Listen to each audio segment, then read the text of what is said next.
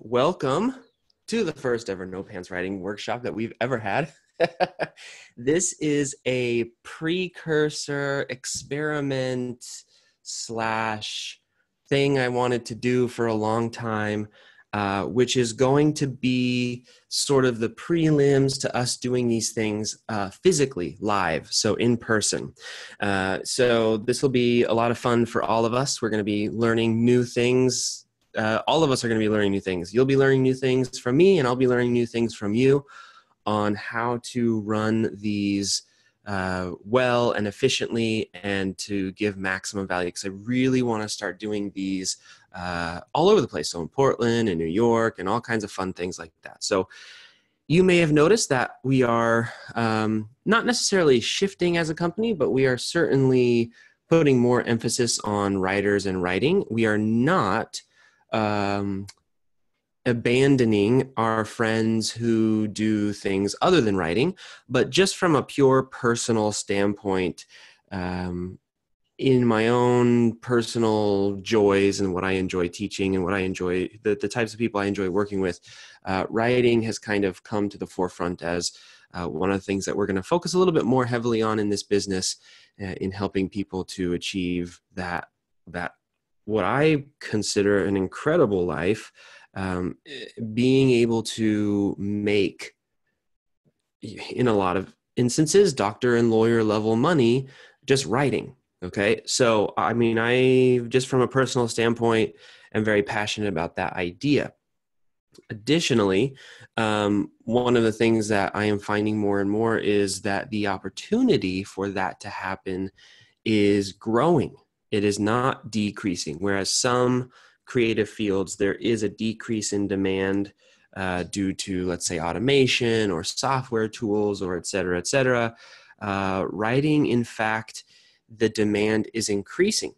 And the reason for that is not that writing in general is increasing in demand, but it is that the competition in today's marketplace for attention is extreme. Probably the most competitive it has ever been, maybe in history. I don't have a lot of historical data to back that up. It's just sort of reading a lot of historical texts around advertising and marketing, seeing what they kind of got away with back then versus what is required these days. It seems to me that today, vying for someone's attention is incredibly competitive. What that means is that the skill of attention getting, which is the primary skill of a commercial writer, it's the thing that people pay you for, is in demand more than ever when it comes to doing it well. And so one of the things that I want to do over the course of the next 2 days is to prepare you to go out into that marketplace to not only be that writer, but to enjoy that life. And I want to start this off with a quote that was from one of our, we had a Q&A yesterday in one of my programs, and I want you to listen to this. So give me 1 second and I will find it here for you. And I don't think this person is on here today. Let me see if I can find it.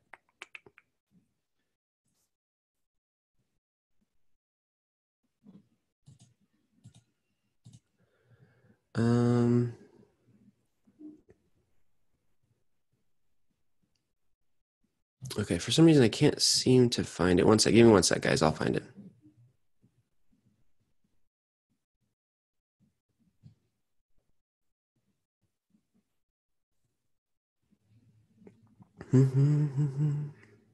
Okay, here we go.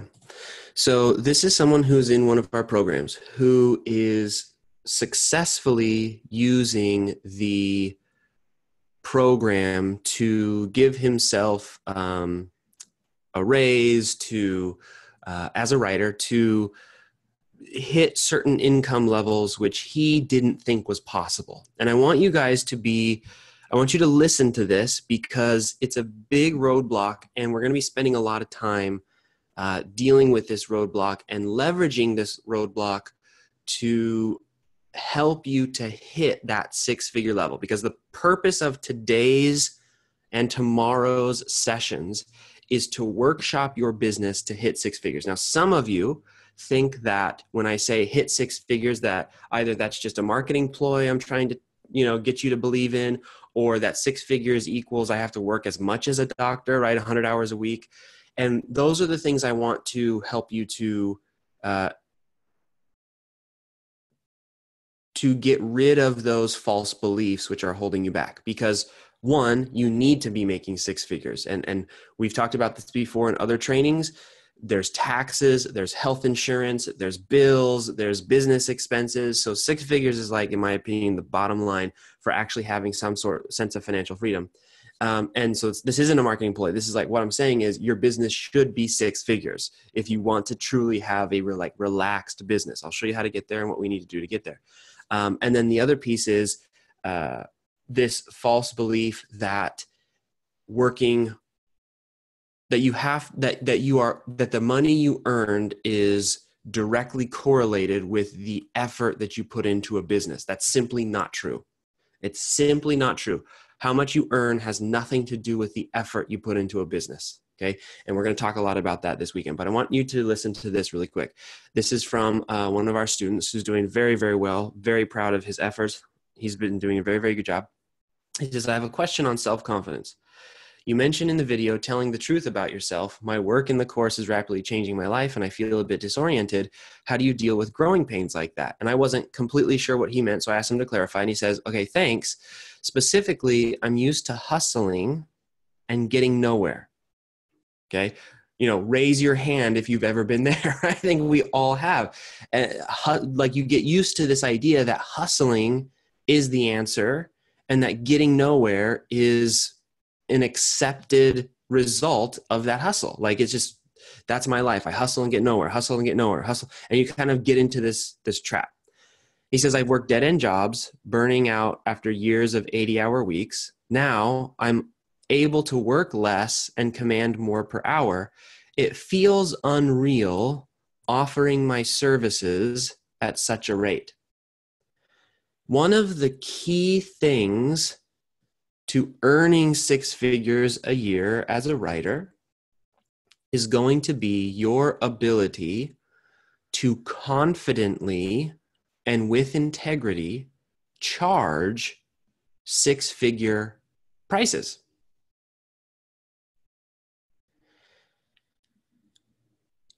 What I have to help you to see is that this sense of it feels unreal, or it feels dishonest, or it feels, I don't know. I have to help you break that, because that is a false belief. And we're going to talk a lot about that this weekend. And I'm going to give you strategies. We're going to be talking about, conversations, tools you can use, all of these different things. But at the end of the day, what I want you to realize is that the difference between someone who earns six figures as a writer and someone who doesn't is not technical skill. There are some very good writers making little to nothing. And there are some writers who aren't as technically skilled, who earn what I would say is like a standard going rate for a business that's not constantly on the edge of bankruptcy, six figures a year, writing. And we're going to be talking a lot about that difference. I'm going to be using some unusual methods with you over the course of the next 2 days. I would beg you, to be honest, I would beg you to work through the unusual methods, knowing that there is an end goal here. Because what you have done to this point, I would imagine for most of you, hasn't gotten you to where you want to go. So by definition, we have to try something different. Okay, so just keep that in mind. I'm trying to prepare you for where we're going, because we're going to be getting into some weird stuff, okay? If you thought you came here to learn how to write a better headline, what I'm saying is that's not what's going to get you to six figures. And you think, well, I don't know about that. I don't. Okay, well, just look at the world of fiction. Look at the world. We're all writers here. We can talk about like books and stuff. Look at the world of fiction. Would you say that all literary writers were terrible at writing? No, but they certainly don't make a lot of money, right? A lot of them lived in poverty. And we're not talking about creating art here, so this is slightly different. But the point that I'm trying to make is skill and income are not connected. They just aren't. I've been doing this for a decade. I've seen hundreds of writers come and go in my clients' businesses. I've worked with them myself beyond the No Pants. I've been mentoring writers long before I started the No Pants project. And it's all about the confidence. Like this guy says, it feels unreal offering my services at such a rate. I'm going to show you why you have to offer those services at such a rate. Okay? Let's see, what else do we got? Let's talk a little bit about how this is going to go today. We're going to do a little bit of introduction because we're a small enough group that I think we can all sort of introduce ourselves. I don't think I will have you guys jump on here. We'll just do it via chat, okay? And then we're going to be talking about what do you want and from this workshop, and then just in general. And then we're going to be talking about all the non-required writing thing, or all the non-writing things required to hit six figures, okay? This is going to be a big session. And then if we have time today, we may do hot seats. Now, what a hot seat is basically someone volunteers for us to pick at their thinking, at their strategies, and to set them on the right path. And this is something we do as a group, okay? And we will likely have multiple volunteers for that. So that'll happen later in the afternoon. And that is today. So today is going to be, like I said, a lot of weird stuff. Tomorrow, we've got things like turning conversations into clients, and here's the 15 ways to pitch a client, and here's a mini chat system that I'm closing about $100,000 a month in sales with right now, and blah, blah, blah, and all these sorts of things. But before we do that, we got to be able to accept what I'm going to teach you tomorrow as, oh yeah, totally, I have confidence in that. We're going to do it. We're going to make six figures. It's all good. Okay. So let's start with the introductions, and let me pull up my notes here. So I've talked about what this is going to be about. I'm just asking you to hang tight. This will be an interesting experience. One thing I do have to say is if you want to volunteer input and you want to be on a hot seat or something, please know that I will be using portions of these recordings in other programs as additional training, may even sell it separately. So if you do not want to be, if you don't want to be put out there like that in that way, then just keep that in mind when I do ask for volunteers and when I do ask for you to share things, okay? So if we could, there's about 17 of us. I would love for you to pop in the chat box. Let me know your name. Let me know briefly, in just in a couple sentences, where you are with your writing business. And I'd love to know where you guys are from. That would be super, super cool. So just say, hey, my name is blah, blah. Here's where I am kind of in my writing business. Maybe even say a thing or two about what you have, what kind of clients you're doing, where you are, what the concerns are sort of, and then we will rock on from there. So let's just do a quick round of introductions.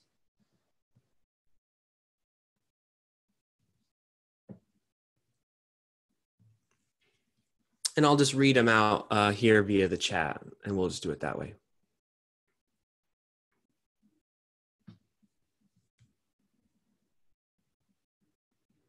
Unless, of course, nobody wants to be a permanent part of, in which case, it'll just be me talking. All right, so Sarah, been freelancing pretty low rates for 2 years. trying to focus into an education niche to get higher paying long-term clients. Brian Galloway, Yakima, Washington. Oh, not far from where I am. Full-time, looking to get his first client. Happy writer graduate. Delisha, hey D, working towards getting a few retainer clients for blog writing. Brett from Denver, do brand storytelling and content writing for female CEO founders and do story bio writing as well. Currently in the $100 to $150 blog range. Okay, we can definitely get you up there for sure. Christina, Central Pennsylvania. Let's see. Done writing for 6 years as a side business, but full-time for a year now. Fully support myself, but I want to break through to higher paying clients.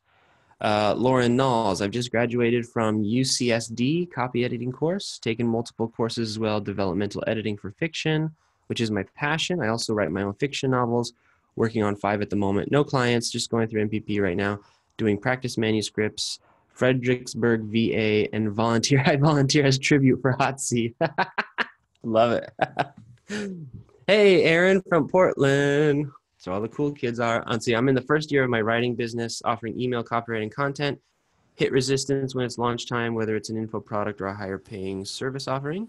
Let's see, Laura Curvin. I've been moving slowly through all MPP courseware and am sitting on launch month, getting my very first client. Goal is to make $300,000 next year net. That's very, very doable. Let's see, my name is Veronique. I'm French.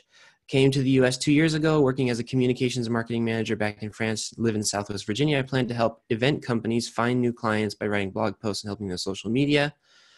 Let's see. Oh, Laura Curvin is in North Bend, Washington. That's not terribly far. Jessica from Sacramento, California. Health wellness niche blog, Facebook content growing in other areas too. Just got a financial services client. Let's see. I'm Sarah and I live near Austin, still trying to start, feeling my failure today, but not giving up.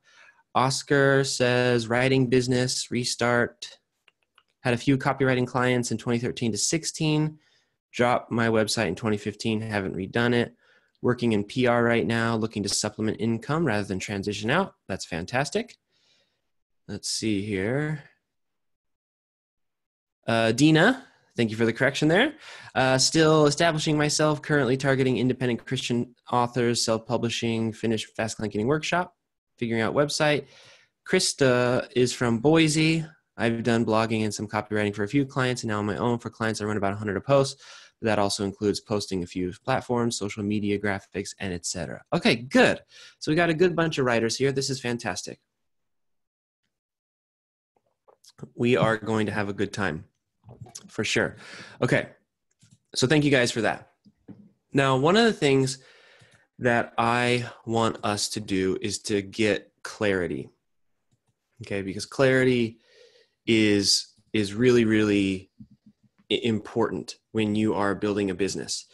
If you just build a business based off of whatever you read that day, you will never have momentum. And there are, some of you are familiar with the reticulating activating system, which is in your brain. If you say, you know what, I think I'm going to buy a red Ford pickup. Okay. And you're kind of thinking about buying that car, and maybe you watch an advertisement or maybe you read a blog post about it or something. What will happen is your brain will kick in knowing that that's what you're looking for. And when you start driving on the road, even the next day, everywhere you look, you will see red Ford pickup trucks, even though before you may not have noticed them at all. One of the problems in building a business is that we often activate our reticulating activating system on new ideas so often that we are constantly noticing the shiny object, right? It's like, oh, and this, oh, and that works, and everything makes sense. And we get into what's called the Kelly and O'Connor emotional cycle of change. Some of you know that. It's basically the graph where you start in what's called uninformed optimism, which is to say, this sounds like a great plan. I love this way of getting clients, or I love this business idea, or I love this thing. And then you start to actually work on it. You go through the videos, you start sending emails out, and then you enter a period of what's called informed pessimism, where you're basically thinking, okay, this is kind of horrible. This is not at all what I thought it was going to be. This is hard. It's not coming easily, etc.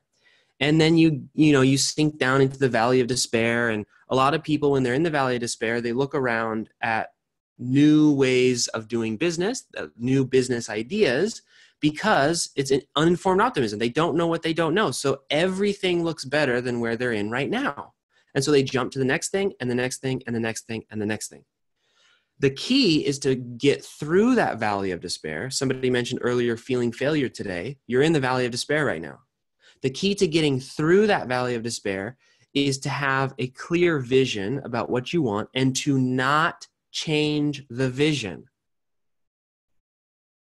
Too many people change their vision based on circumstances instead of changing their circumstances to meet their vision. And so as you change your and pretty soon you're kind of running around with no clear target. And I mean, just put yes in the chat box right now if you feel that you kind of maybe have an idea of where you want to go, but it's not terribly clear. It's not like you can draw it on a map, or, you're kind of going from this thing to that thing and you're sort of wondering, and it's cloudy. It's not crystal clear. It's not so clear that when you think about it, maybe you even get emotional because it feels so real. I have things in my life where even just now, as I think about them, the vision for them is so clear that I feel like getting choked up a little bit, because I can smell it. I can see it. It's so tangible to me. And the key is to not change that based off of what happens. Excuse me. See, I'm already getting choked up. Don't change the vision because of life happenings. Instead of manipulate the life happenings to meet the vision. Okay. So I think if we look here in the chat, a lot of people are saying yes. So it's not uncommon. It's not uncommon. So that's the first thing. Don't feel like you're the first person to ever experience this. Everybody who goes through business goes through this process.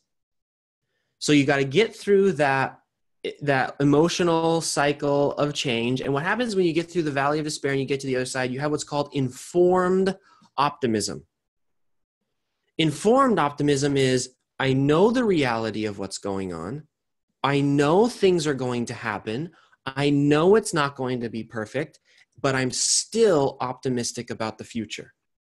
And to truly be optimistic, not having to recite mantras to yourself to, trick yourself that you believe this thing, which isn't true. It's true optimism.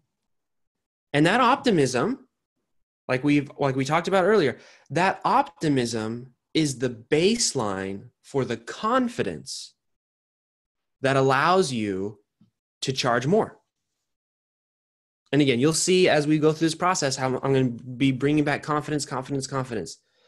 It's very, very important. So with that in mind, I'm going to ask you guys some questions. Okay. Like I said, today's going to be mostly about work, but the first question is, I'm going to put it up here and then we're going to put the answers here. What do you want your financial picture to look like? Now, what's the right answer to that? I don't know. What is your right answer? How much do you want to be making? How much do you want in savings? What kind of things do you want to buy? Go ahead and put that in the chat box. Sharing is a powerful thing. Again, if you don't want me to share these details with people in the future, keep that in mind as well. But what do you want your financial picture to look like? And not, well, I kind of want it to look like this. What do you want it to look like? I'll tell you mine right now. $1 million per month, period. That is my goal. It's been my goal since I was 14. And I'm getting dang close. I'm trying. But that's my goal. And that is the clear picture that I have in my brain when it comes to the financial picture.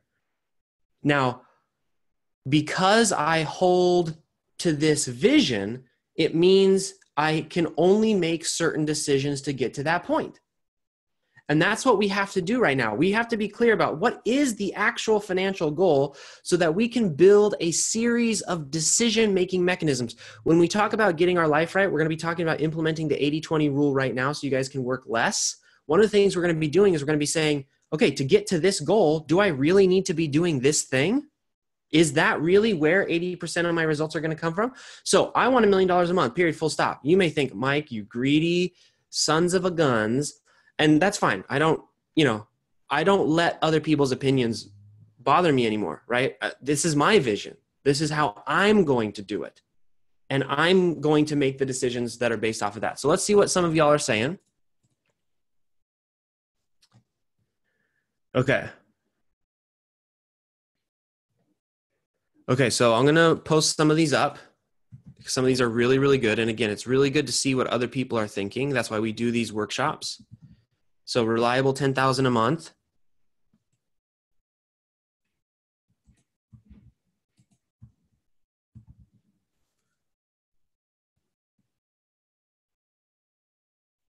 Okay, this is good stuff here. This is very good stuff.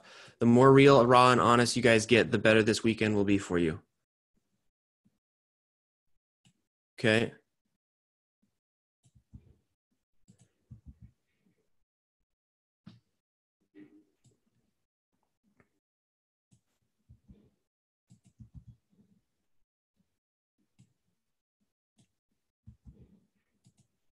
Okay, some of this is good.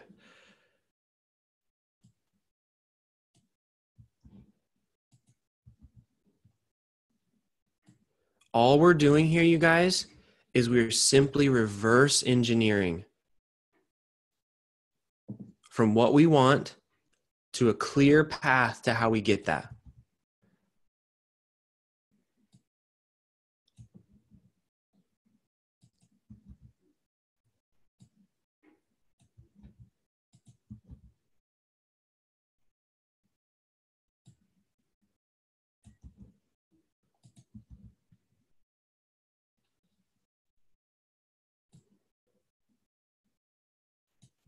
Okay.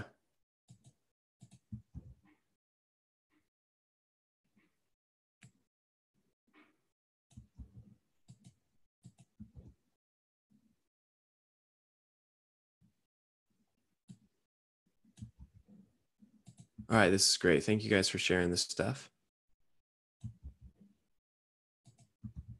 Okay. Now, let me, what I might do, you guys, is I might, if you want, I might take this document that we're basically going to be making together just to track everything. I may share it with you guys if you'd like that, so that you can have all of this stuff as well.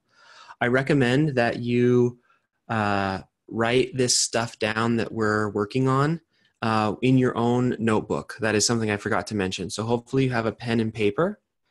If you don't, grab that now while I talk about some of these goals, because this is the stuff that you're going to want to think about long after we close our time together.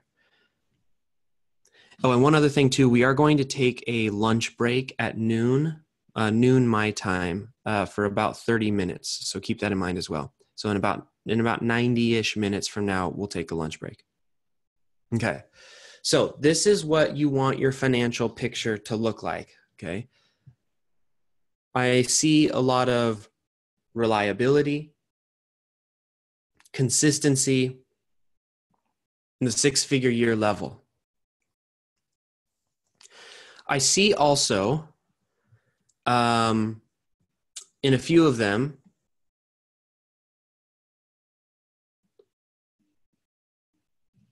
don't want to be working all of the time. And I've worked with enough writers to know that that is certainly a concern. And I would like you to know that we are going to cover that. I don't want you to work all of the time. I don't know if you guys saw my email that I sent out yesterday. I didn't really write it very well because I was writing it live on a Q&A. But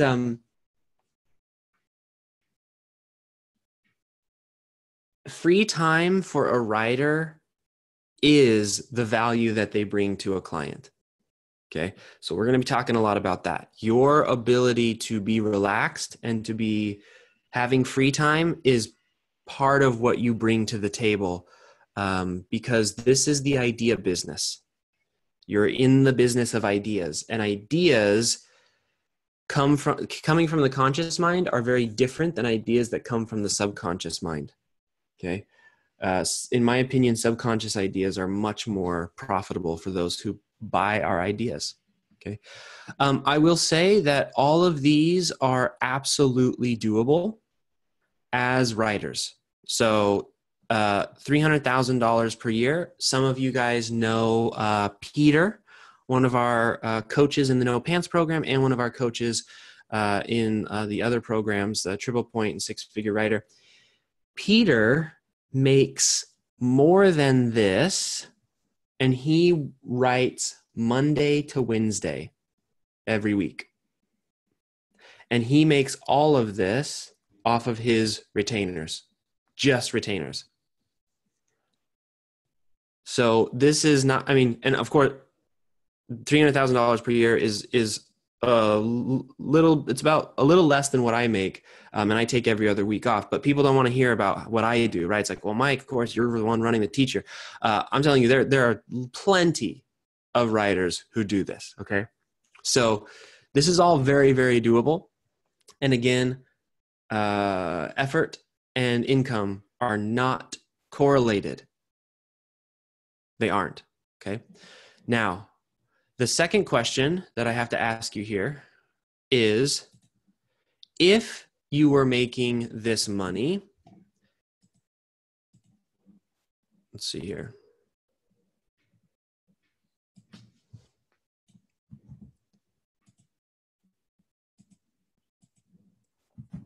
What would that mean to you? But more specifically, why? Why do you want to make this money? I have a friend who is a real estate investor. He retired when he was like 22. And he didn't use any of his parents' money. He just got a job when he was 16 and he was very, very smart with his money. And I was spending some time with him probably 2 or 3 months ago. And we were talking about people's drives and why some people make certain decisions and why some people set certain goals. And he had a very interesting argument, and it is that some people set goals without thinking about them. They pick a number because the number sounds nice. And that's typically why they fail, because it has no meaning. The number has no meaning. It's not associated with anything. There's no compelling reason why. We know Simon Sinek rose to popularity because his concept of find your why. Like, what's the compelling reason behind the actions that you're taking? As we think about this journey to six-figure dumb, okay, which is ultimately what we're looking at. I know some of you said I only want $5,000 a month and things like that. And we'll talk about why that goal may actually be why you're stuck at that level. But as we think about our journey through to that level, we know there's going to be massive ups and downs. And unless we have an emotionally compelling reason connected to why we want that specific amount of money, we will be stuck in one, shiny object syndrome, which is awful. But two, and more importantly, we'll be stuck in the emotional ups and downs that come from that sense of, should I do this? Should I not do this? Am I still committed? Gosh, this is awful. I don't really like where I am right now, blah, blah, blah, all that kind of stuff. So if you could, let me know what it would mean to you to hit that income. What would it mean to you to buy your mom a house? What would it mean to you to have a good percentage of your $10,000 to $15,000 a month being passive income? What would it mean to you to be able to work from anywhere in the world? And why, like, if you can't answer it by answering what would that mean to you, and again, there's no right answers. This is for you, you guys. We are workshopping right now. You are building your business right now. Okay. You're doing the important work that needs to be done. If you can't answer what would that mean to you, just ask why. Why do I want to fly first class? You know, why do I not want to be working all the time?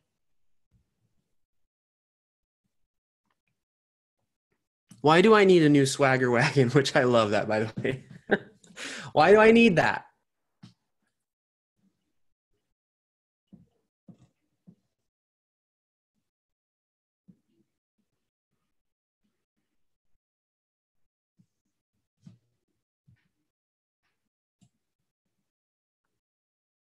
Okay.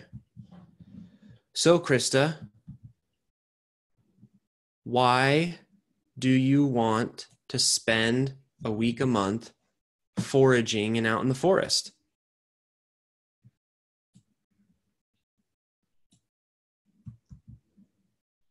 And again, you guys don't have to answer all of this here. I want to make sure that I respect your privacy because people will be seeing this. But in your notebook, maybe think about, Lauren, why do you want the freedom to make choices? What would that mean to you? The freedom to make choices. Okay, but why? What I'm trying to do is I'm trying to help you guys make the connection emotionally to something you would fight for. That's what it's going to take to get to where you want to go. And it's not the kind of fight you think. It's not a fight with clients. It's not a fight to discipline. It's going to be a fight to stay connected to your vision because the world is full of distractions. You go online, you go on Facebook. How many ads are you seeing a day? You even within the programs themselves, within my own programs, you see someone else trying something different. They're getting success. You think maybe I should do that instead of. So you have to be able to connect what it is that you're doing to an emotional. So Brett, okay, you're at 100, 150. Why do you want more? And sometimes when you do this exercise, and I recommend you do this exercise often, I'm not doing anything here that I don't do myself. So in these workshops, I don't give you exercises that I don't do myself. Sometimes I find that my why for that specific goal just isn't compelling enough. And do you know what I do? I let it go. I just let it go. We only have 24 hours in a day. I'm not trying to do everything. I'm just trying to do the things that are emotionally compelling that I would fight for. I will fight for my kids. I will fight for my wife. I will fight for financial security. Peter Thiel, and I'm not trying to scare anybody, but some emotion will be helpful in this exercise. Peter Thiel says that if you have less than $1 million in your bank account, you are not a free citizen in the United States. And his argument was, if someone decides to accuse you of a crime, it takes like $1 million in legal fees to get yourself acquitted. He was commenting mostly on the fact that, lower income families in the United States don't have a chance against the current legal system. My nightmare, okay? I'm going to be real and honest with you guys. My nightmare is to be falsely accused of something. You guys know that I work with a couple of nonprofits that work to free individuals who are falsely incarcerated. They are very busy nonprofits. There's a lot of people who go to jail that ended up being innocent. That's like my nightmare. And I don't put myself in situations where that would happen, but that's something I'm willing to fight for. So when I say financial security, I mean like security, like hire the right lawyers, hire the right accountants. The IRS can't touch me. The legal system can't. I want to be safe. Okay. So think about this stuff. I'm going to put a bunch of these on here, you guys, so that you can see. So D, why do you want to give back to the microloans for women? And honesty is okay. Some nonprofits that I work with, I do just because it makes me feel good. And I'm willing to fight for that feeling. So Sarah, for example, she says, I feel safe. I don't really feel safe right now. So I've been homeless, real homeless, you guys. It's not a story. It's not like a fake thing. I've been homeless. It's why I'm obsessed with financial security in like that. I mean, completely powerless as a homeless individual I was. Okay.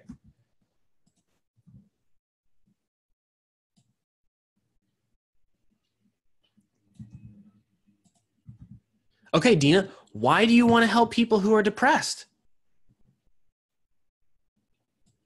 And I know that all of you are selfless individuals. I do know that. I've worked with you guys long enough to know that you're some of the best customers in this space, meaning in the help to build a business online. Because there are some product creators that I talk to and they talk about their customers and I'm like, oh my gosh, I'm so lucky. There's just some crazy people out there. But unless you are attaching that selflessness to something that is selfish, and I don't mean selfish in terms of greediness or in terms of self-aggrandizing, but I mean in the sense of I need to do this for my own mental health, for my own happiness, for my own, like, for example, I work with nonprofits. Yes, they make me feel good, but more importantly, I need my son to know that you can do good things with your life, no matter how your life starts. If you were to trace my origins and the things that have occurred to me, this is not where guys like me typically end up. They don't typically end up working with nonprofits and doing these sorts of things. I need my son to see that and to know that that is true, right? So how can you connect these things to yourself emotionally? And for those of you who are like, okay, Mike, we're 45 minutes into this. When are you going to teach us how to be six-figure writers? You guys, this is a big part of it. It is the ability to create a vision that is so strong that when you don't want to send those emails, when you don't want to tell the client how much you charge because you're afraid, because you're scared, because you think it's not worth it, because of all these fears, that you have something that you can hang on to. When I tell a client how much I charge, I am not thinking about their pocketbook at all. Right? I'm not thinking, oh, I don't know, can they afford it? I don't know. I am thinking about my vision and I am saying, here's what I need to do to get to my vision. Are you, in my mind, are you going to support that or not? If you do, what I will exchange for that is an incredibly well done piece of work. I will give you my most precious resource, which is time. If you can support me in my vision. Now, if I'm not clear about my vision, now, am I telling my clients this? No. But internally, that's the thought process that I'm going through. So when I get on, back and forth emails, or if I do something like a discovery call, or I'm having these conversations, there's confidence in what I'm saying because I'm on a mission myself. And we're going to talk about that tomorrow. It's one of the 15 ways to pitch a client is mission. And so we'll talk about that a little bit later. Okay.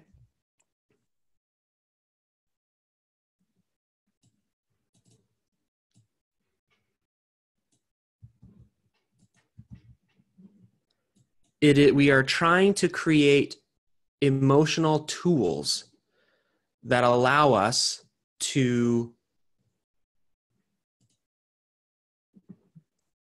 be tough enough to get to the six-figure level, to be tough enough to break through our own mental boundaries, our own mental beliefs that may be holding us back, tough enough to be able to change. Okay. I hope you guys are reading each other's stuff here. As a group, we're trying to push each other a little bit. Okay. All right. So is this helping? I want to check in really quick. Are you seeing the direction that we're going? Many of you said what was holding you back was something emotional, a fear. I don't know. I'm confusion. All of these different things is basically what you said, because you guys have the tools. You've got the emails. If you're on this webinar thing, whatever we're doing, workshop, you have one of my programs. You have the technical strategic tools to get there. I'm telling you from experience, what probably is holding you back is just something emotional. And that's what we're going to work on today. And then we're going to get into the deeper strategic stuff tomorrow. All right. So thank you for bearing with me. Hopefully this is helping you. I saw that some of you said it is helping, and we're just getting started. Okay. And these are activities and exercises that you can do, and I recommend that you do often. So one of the things that I do is I journal every day.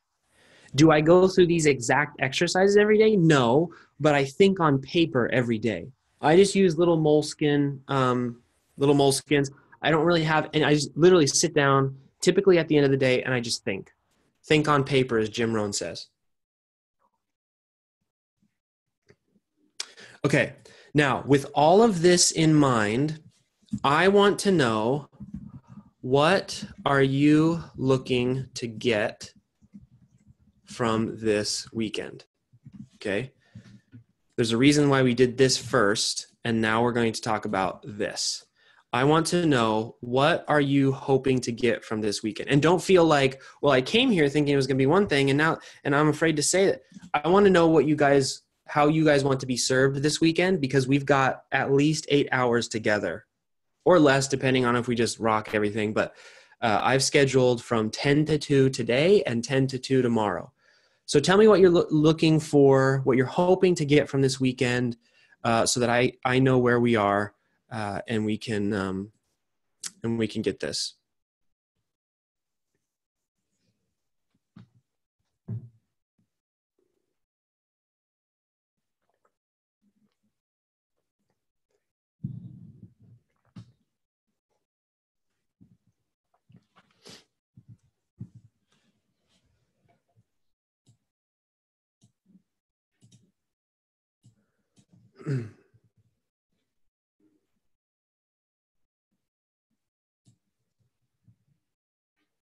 Okay. So we've got confidence in the ability to sell a skill, mental motivation and confidence, release the blocks that prevent me from taking action, clarity,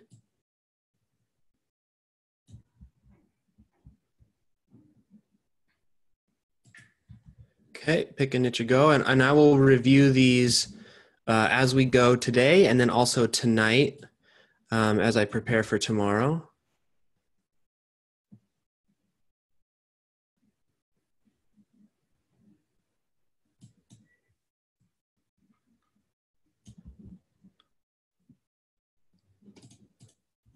Okay.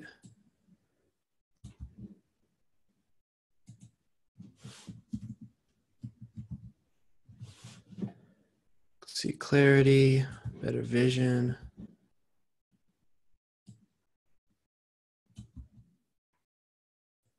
Okay, workshopping some of the writing. Okay.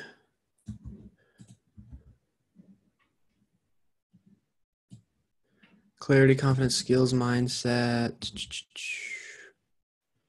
Serve people.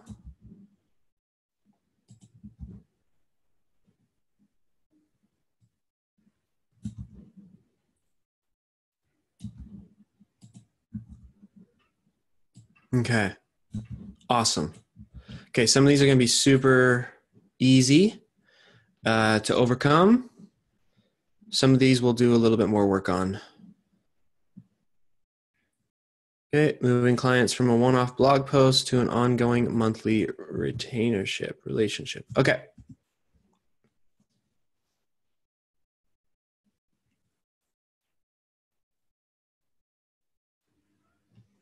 Awesome. Okay. I can tell you right now, some of you are going to be wildly disappointed. And what I mean by that is, the solution to many of these are simple. And oftentimes, when things seem foreign, we assume the answer is complex. So that's something to keep in mind as well. So some of you will be disappointed in my answer. And you will say, but Mike, it must be more complex than that. In this business that we're running, if it's complex, we're on the wrong path. So $300,000 a year business, just from business standpoint, a $300,000 per year business, by definition, cannot be complex. And I was going to talk about this later, but let's talk about it now. So I don't know if you guys probably can't see this calculator. Okay. Let's see, how could I best show this? Oh, I know what I can do. I'll just get a calculator here. Okay. So there is a concept, which I need to remember the name because I always get the name wrong. Let's see here. Okay, this is called systems reliability. All right. This is a concept from systems engineering. It's a concept from like, how do mega companies like Google with hundreds, if not thousands of employees actually remain competitive? How do they remain profitable? How do they do all of these things? Well, it's all about how they systemize their business. One of the things I want you to understand is that we are not building Google. When I see solo entrepreneurs or people who are starting a freelancing business looking at Google or Apple or any of these other companies and saying, I'm going to do it like they did, I cringe a little bit, because we are not. That is the same as saying, I'm a ballet dancer and I'm going to look at MMA fighters to figure out how to be a better ballet dancer. Are there some things you can pull from MMA fighters to be a better ballet dancer? Maybe. I don't know. I'm not a ballet dancer, but maybe there are. But it's not even the same sport. And I want to show you the simple math of systems reliability to hopefully get you in the mindset of, if you start to feel a sense of complexity in your business, you're actually ruining the business from inside. Okay? So it goes like this. Systems reliability. Let's assume that you have multiple components in a business. Now, what is a component in a business? A component in a business could be different lines of service. So for those of you who are in No Pants Project, a simple component would be a single client outcome arc. Having more than one client outcome arc is two components, okay? How you market your business. If you have multiple components of how you market your business, that is more than one component, okay? If you have multiple ways for someone to pay you, if you have multiple pricing for a single product, if you have multiple, the more components you add, the more complex it becomes. And everyone's like, yeah, that makes sense. But let me show you mathematically how that works. Let's assume that every one of your components, you're just like a systems genius, and you've got it all laid out in Asana, and you've got it all, even within Asana, you've got a system within Asana. Asana is just a project management software. And you've got, everything is completely mapped out perfectly. You've McDonaldized your whole business. So you could take someone off the street and they could do it for you. The best system ever still is only 0.9 effective, which is to say it's not 100% effective. The best you could get is 90% perfection, right? So at McDonald's, you can still go to McDonald's and still get your order wrong, right? That happens, even though it's completely systemized, or the burger doesn't come out great or something like that, okay? So there's no such thing as a perfect system. There just isn't. 90% effectiveness is like the gold standard. That's one component. Now, if you add a second component to whatever it is you're doing, another 0.9%, you're now the best you could be is 81% effective because you've added more complexity. And the systems breakdowns that occur reduce your effectiveness. Okay, so let's do that again. Let's, how do you work these online things? I don't know. Okay, so 0.9 times 0.9. We have two components. Now let's add a third component.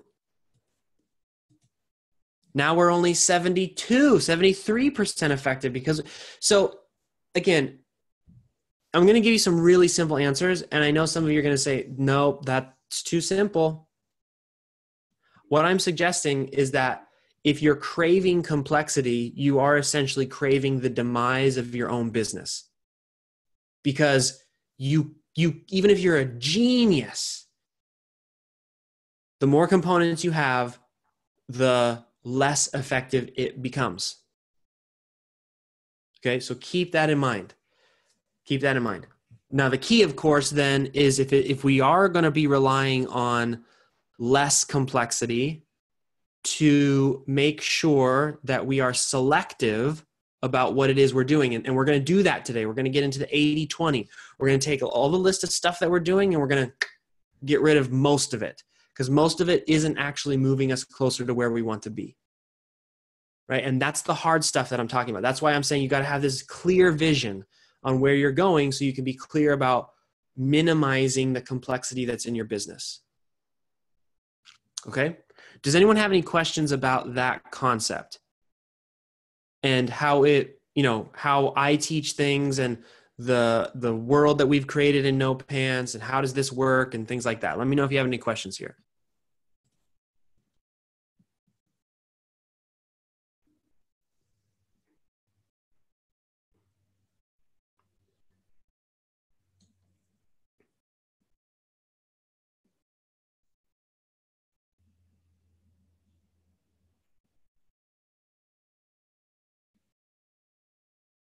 Okay, so Krista says, this is what I have the hardest time with. Not that I want complexity, but that I have lots of ideas about what to do or how to serve, and I'm having a hard time narrowing to one thing. Okay, I'm going to take some notes, guys, and make sure that we cover this stuff. And again, like I'm seeing your questions and I'm knowing my answers, and I'm thinking very simple answers here. So I'm going to try my best to help you to feel the efficiency of less complex. Okay, so how to choose between all good options.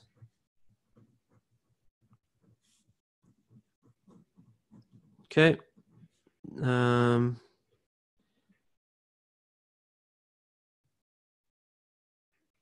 Let's see. Oh, I just had a thought. Let's see. Data and then oh.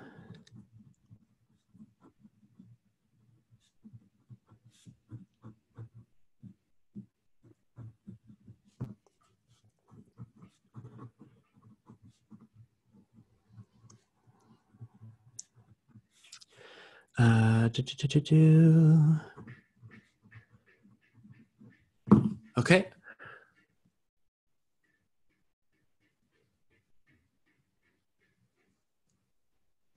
As the Oscar says, does this apply to how not to become just another commodity as a writer? Absolutely. Absolutely. So we'll talk about, if we have time tomorrow, we're going to do something called power offers. I'm not sure if we'll have time, but yeah, this absolutely does apply to not just another commodity.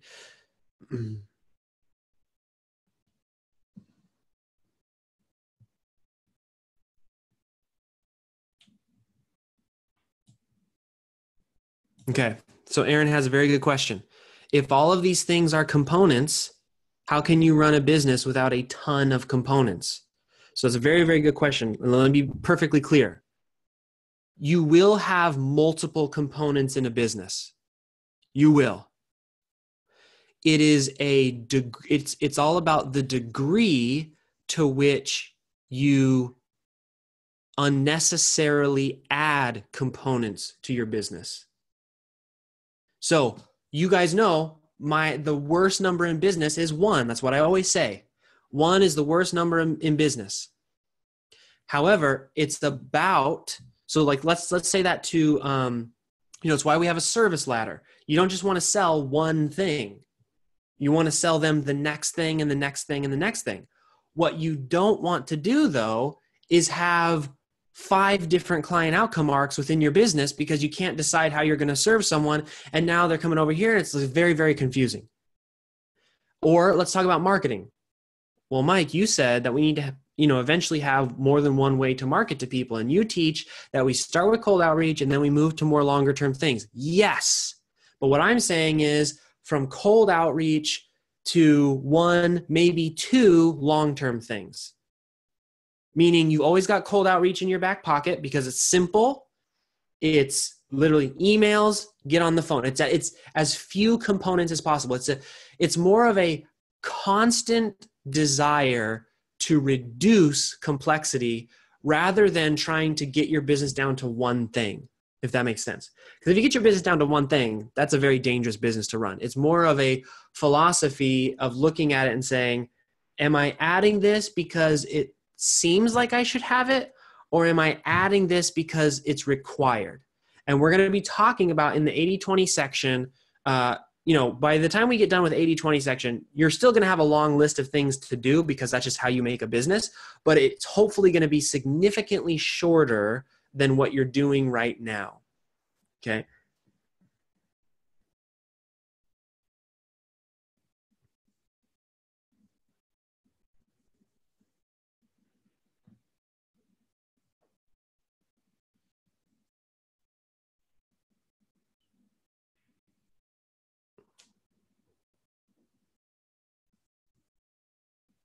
Yeah. And Aaron, if you think about the expert maker, think about how many components are in expert maker, right? And we'll talk about market, like the needs of a market. So for example, some niches by definition require more steps before they buy, right? So somebody willing to pay you $100,000 a year, just on retainer, like the people that I work with for the most part, they typically don't close on a discovery call. Like the process is longer. There are more components. What I am suggesting to you guys on this particular call is that to get to the levels that you want to get to, we need to focus on a reduction in complexity first. Like, master the basic skills, get to a point where your cold outreach, or if you're in Six Figure Writer, the 15-minute empire builders, or if you're in No Pants, the daily email, your email list, or if you're Happy Writers, the cold outreach, get to a point where that is mastered, where you've got the golden standard before you add another one. See, because what a lot of people are doing right now when they very first start business, and this isn't just you guys, this is like everybody, this is just typical behavior when someone first starts a business. They get kind of good at cold outreach. And then they say, okay, I'm going to add something else. I'm going to add this other thing. And they get kind of good at that. And then they say, okay, I'm going to add this other thing before I necessarily mastered this other thing. And, this is what happens. And that's their business. And they're like, why isn't it working? It's about stepping out the process in a philosophy of mastery and saying, I'm going to master this component first. So in Expert Maker, for example, it's about, let me roll out the BEO and get that perfect. Let me roll out this piece and get that perfect. What happens so for those of you who are familiar with that Expert Maker, where a lot of people are getting stuck is they are doing it all at the same time in a kind of frenetic pace. And that's probably because the way I did the 45-day challenge, but that's just the way it is, right? And so that's one of the dangers of this, of too much information and not enough action, is really the sort of that process there. Okay.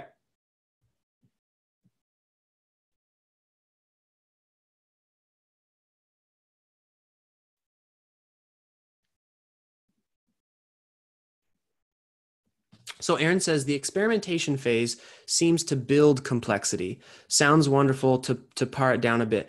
So yeah, let me actually go ahead and answer that question because it's the same question as someone asked, how do you choose between all of the good things? Let's see here.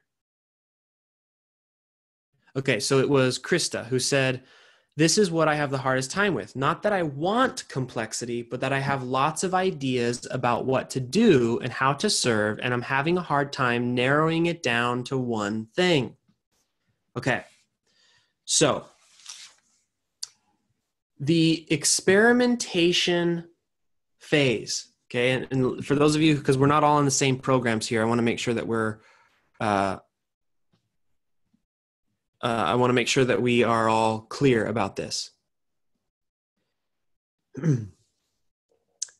If you have access to Fast Client Getting Workshop, in the bottom left-hand corner at the very bottom of that program is a bonus where it's called something like How to Find the Answers with Fast Client Getting Workshop, something like that. And in that training, I recommend that you come up with a list of 5 different niches, and you go out into the world and you listen and you find out what you could offer, you find out who buys things, and you just test a bunch of different stuff. Now, as Aaron says, that seems to build complexity. And it does without data analysis. So if you just go out and say, I'm going to do some experiments, and then you don't have a time where you sit down and actually analyze the data, that will lead to complexity. So what you have to be able to do in building systems is to set up an objective process for analysis. So this is what a lot of times I do when I write my journal entries, when I'm thinking on paper. Okay, so Aaron says, listening to people and hearing their needs, it just takes you in all sorts of directions. So here's what I do. Let me actually show you to give you an idea. So if I go here to Open Community,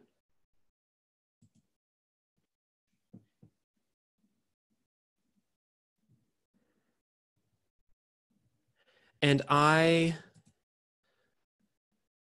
let's see, search here.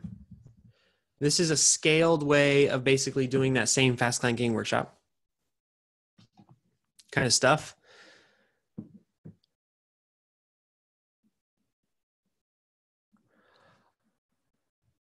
I want to show you guys something here.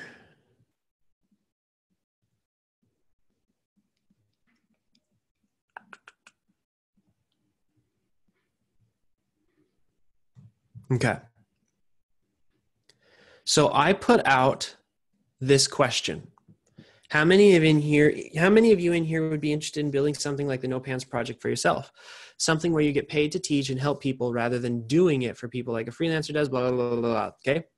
I put out my feelers. This is, I could have also done this by sending out cold emails, getting on the phone and listening and talking to people. Is this something you'd be interested in? Is that something you'd be interested in? All I'm doing is collecting data objectively. I have complete outcome independence on this post. I don't particularly care whether people do like it or they don't like it. When you guys do your discovery calls, when you're going through the experimentation process, you have to be outcome independent. You have to be able to detach yourself from the result, understanding that all you're doing in experimentation is finding out what's the path for you to get to your vision. Okay.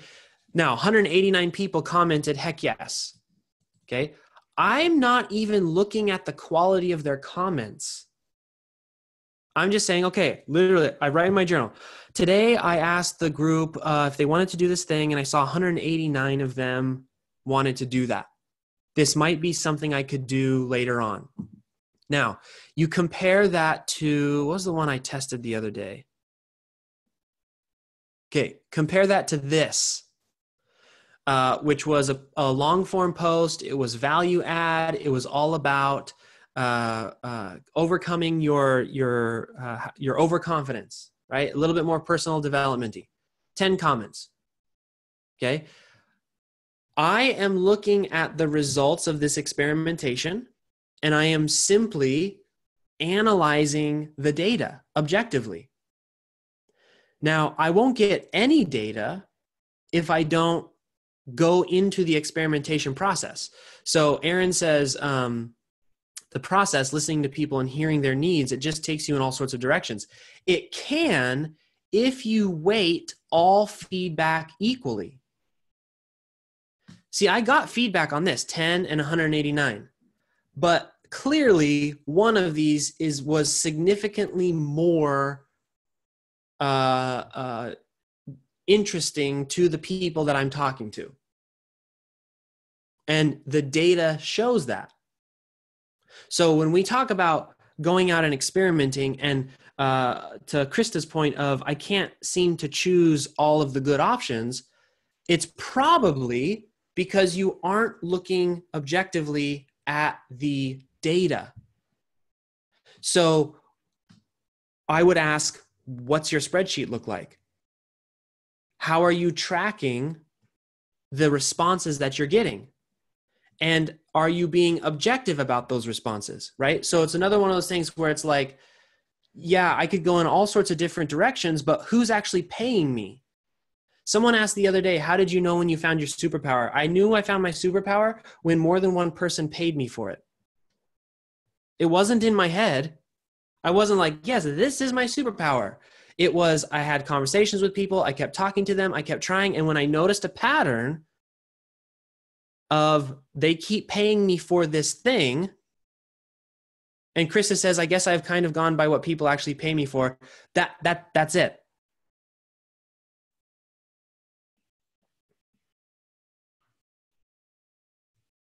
So Delisha says, but for Happy Writer, don't we test one niche at a time, customizing our website for that niche? So for Happy Writer, Delisha, what you do is you customize your website for a general promise, and you use Fast Client Getting Workshop to test the individual niches. So Krista says, but maybe they shouldn't be all weighted the same. Here's a question for you, Krista, as in they paid me, but maybe some gave me a better return on my time. So here's a question for you, Krista. Who's paying you the most, and who's giving you the most value, right? So here's another thing about that vision, right? If you have a clear vision that I need to work with people who make me feel good because I need to feel a sense of contributing to whatever it is that I'm doing, and you have data where 5 people have paid you in 5 different niches for the same exact service, and they've paid you all the same, but one of them made you feel pretty dang good. Like you thought to yourself, yeah, I'm working and yeah, I'm getting paid, but it doesn't really feel like I'm working. That is a data point. There's 2 types of data. There's qualitative data and there's quantitative data. Quantitative data is how I feel, how I react. Did I like this or not? Was it enjoyable? Quantitative data is how much did I get paid? What were the specific results I got for that particular client? And it's about analyzing those situations, which by definition, if you're not putting yourself out there in experimentation, you won't have any of that data. You cannot think your way to 6 figures a year. You can't do it. It's impossible, because no one on this call has the ability to predict markets. If you did, please don't be a freelancer. Please, I will give you money and let's go invest on the stock market, because that's the fastest way I'm going to get to $1 million, right? Like if you can predict a market, this is the wrong business for you to be in. And I'm telling you, after 10 years of doing this, you probably can't. And that's not that you're not smart. It's that nobody can predict the market. Like, hello, 2008, right? Like market prediction is not Thinking Fast and Slow by Daniel Kahneman and Black Swan by Nassim Taleb. If you feel like you can predict the market, please go read those books. What you'll find is your biases and fallacies are basically making you think you can, and you can't.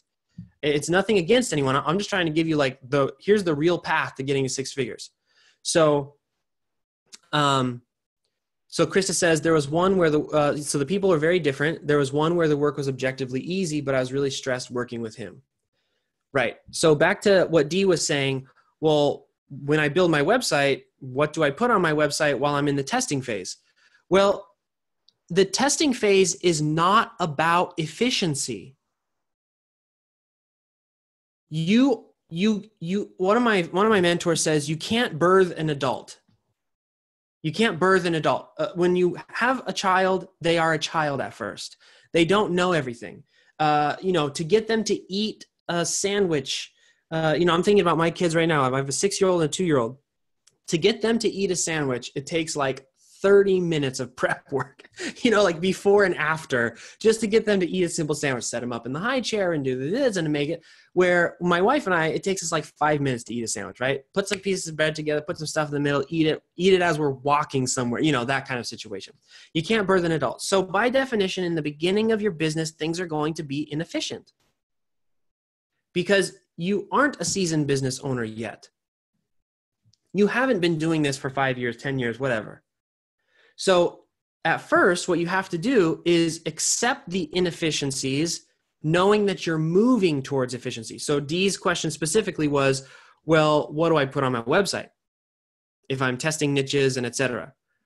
I recommend if you are really testing niches, if you're like, I'm just shotgun testing this approach, I'm in experimentation, what I recommend is on your website, stay general. And then in your emails, get specific. So for example, if you're going to test, let's say doctors, lawyers, and accountants, your emails are, I help lawyers, I help doctors, I help accountants.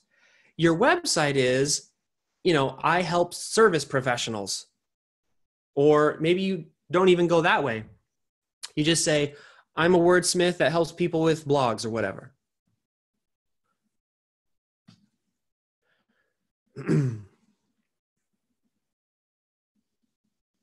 Okay. So let me know how you guys are doing with this so far.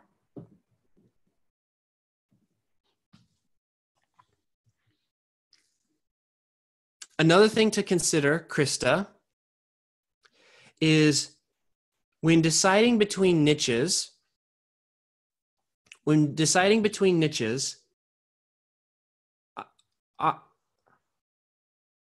the decision isn't the niche. Okay, that's super, super important as well.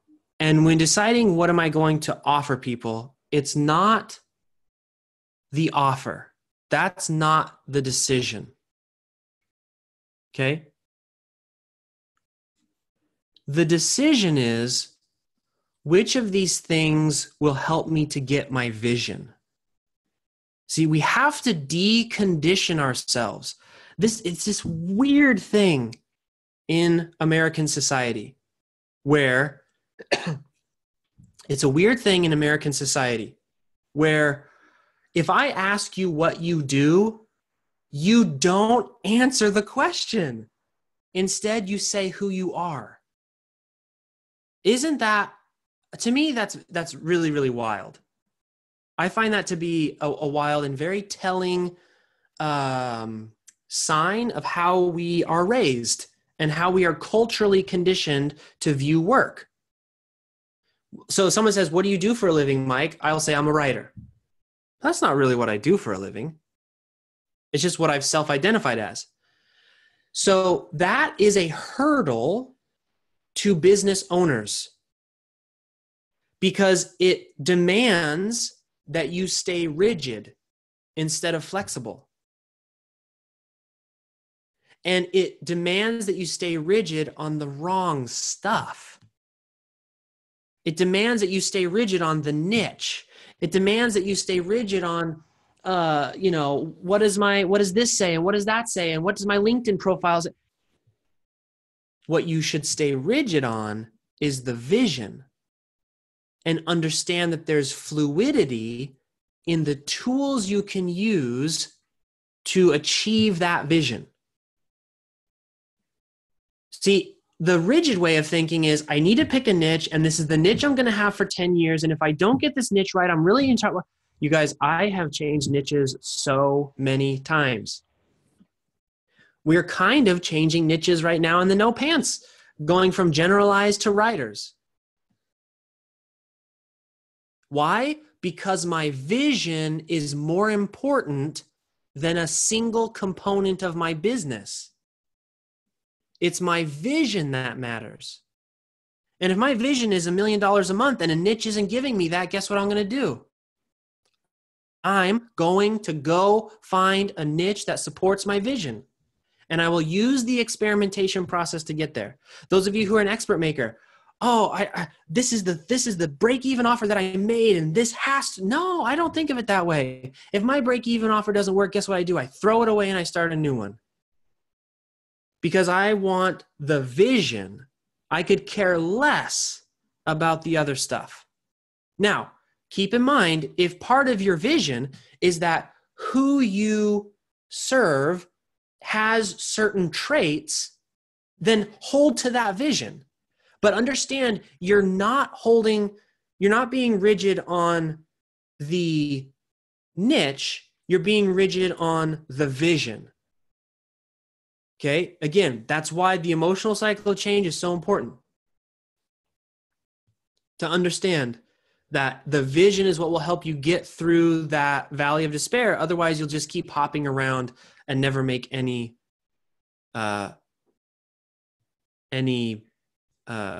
change. So Anna brings up a really, really good point. What do you want? People constantly ask kids, what do you want to be when you grow up? Not what do you want to do? That's very insightful as well. All right, so let me check in, you guys, because we're going a little bit off script here. I want to make sure that this is valuable and that we're answering questions that need to be answered.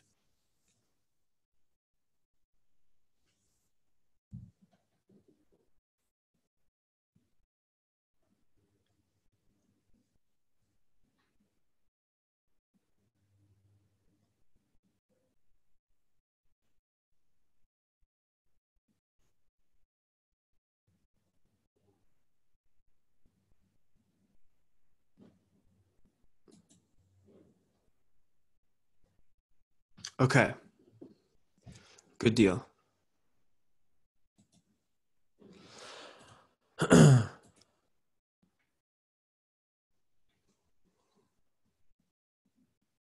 see, did I put those? I sure hope I put those on here. Okay, yeah. What do we want to get from this weekend? Okay, so let's keep rocking and rolling. We got about a half an hour before we're going to take a break. Again, everything we're talking about here, you guys, this is the way to six figures. I hope that you're seeing that it's not new strategies. It is a new way of implementing strategies that you already possess that will get you to where you want to go.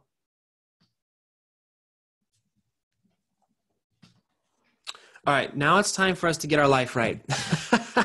This is where we're going to be doing some deeper work even than we've done so far. Let me just double check to make sure. Okay.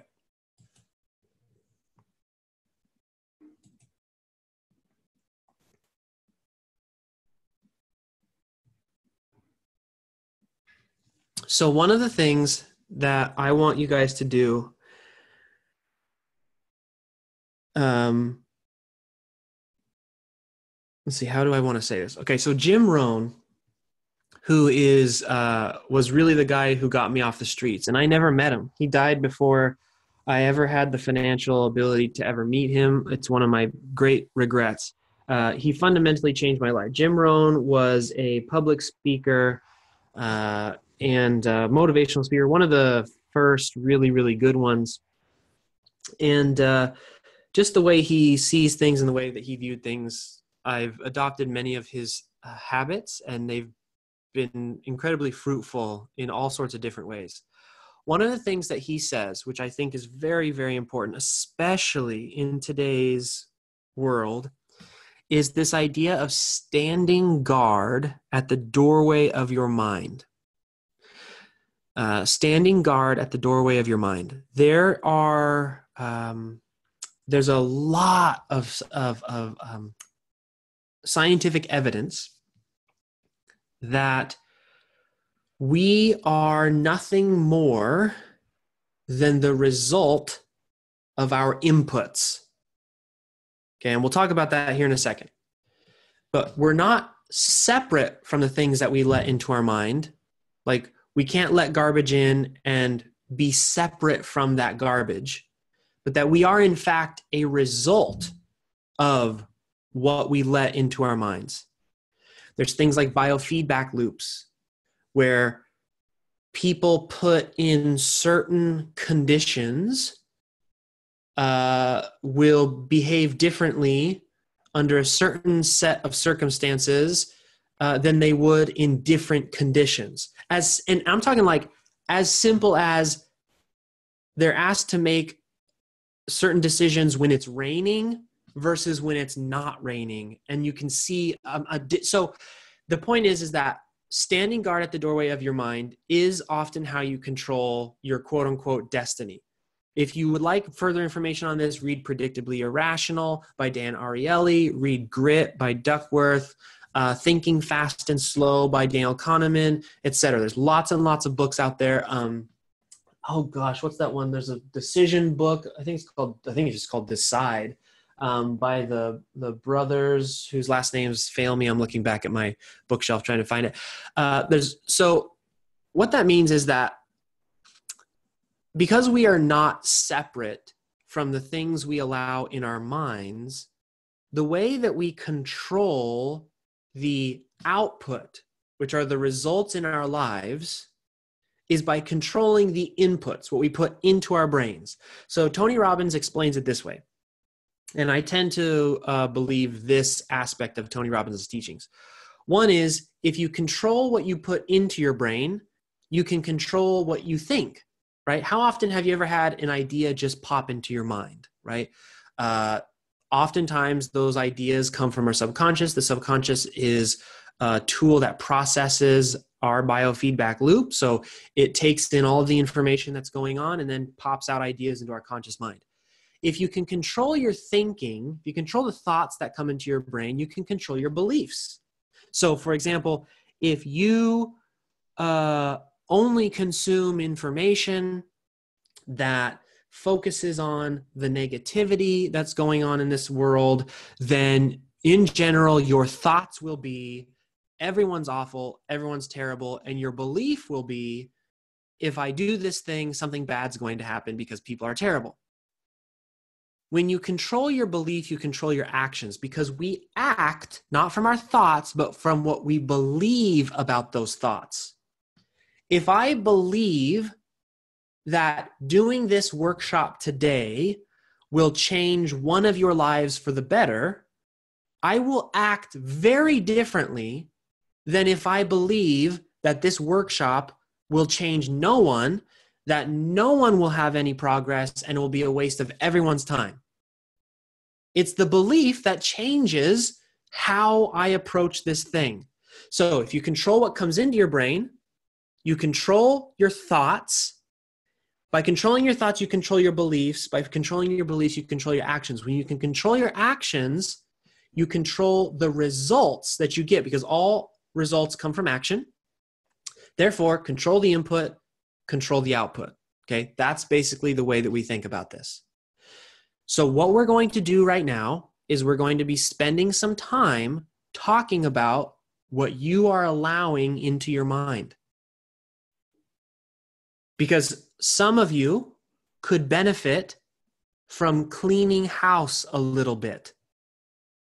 And it will show up and I know this sounds crazy. And when I say it, I hear myself sounding crazy. When you clean house, it shows up in how many of your discovery calls you're closing. It shows up in the clarity you have in what you're doing. It shows up in actual, tangible business results. Okay, so we're going to do this. And I'm going to think about whether we share all of it. Okay. All right, here we go. And please don't get me wrong, okay? As I go through this, I am as concerned about the environment, the political situation, causes overseas, et cetera, et cetera. I'm not saying to ignore that and click your heels and say everything is unicorn and rainbows, okay? So please understand that that's not what I'm saying either. As we work through this process, again, we're not ever trying to just sweep things, like we're not there's this idea that things have to be black or white, that it's either a home run or a failure, that I'm either making $1 million or I'm making no dollars. That's not real life. Real life is in the gray area.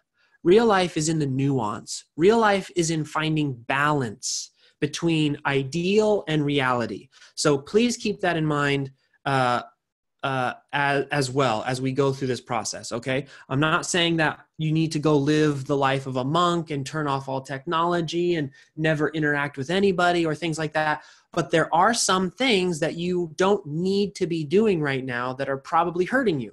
So let's get those things out of the way, all right? So first things first is what I want to do is we are going to create a, let me see how we put it here. We're going to be creating we're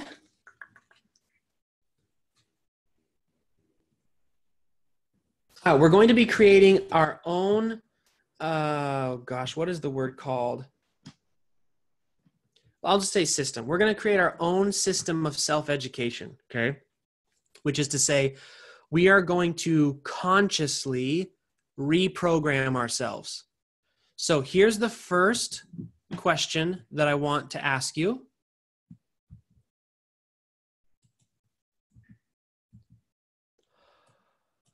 What messages are you letting into your life right now that probably doesn't serve you? So I just want you to think about the messages that you're letting into your life right now that probably doesn't serve you. And I will give you mine. I'll literally give you mine from this exercise that I did. Hold on a second. I need to find I think it's over here. Hold on a second.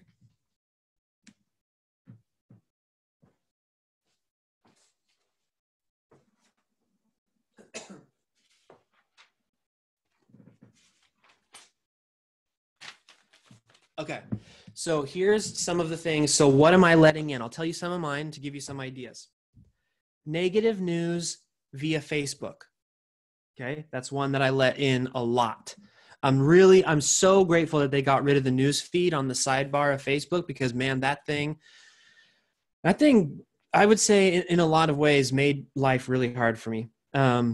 Number two is, what am I letting in? Drama from Facebook groups, like especially hate or anger towards people who are successful. So in other Facebook groups, if I see people like trolling successful people, I almost I don't engage in it. Like I don't add to it.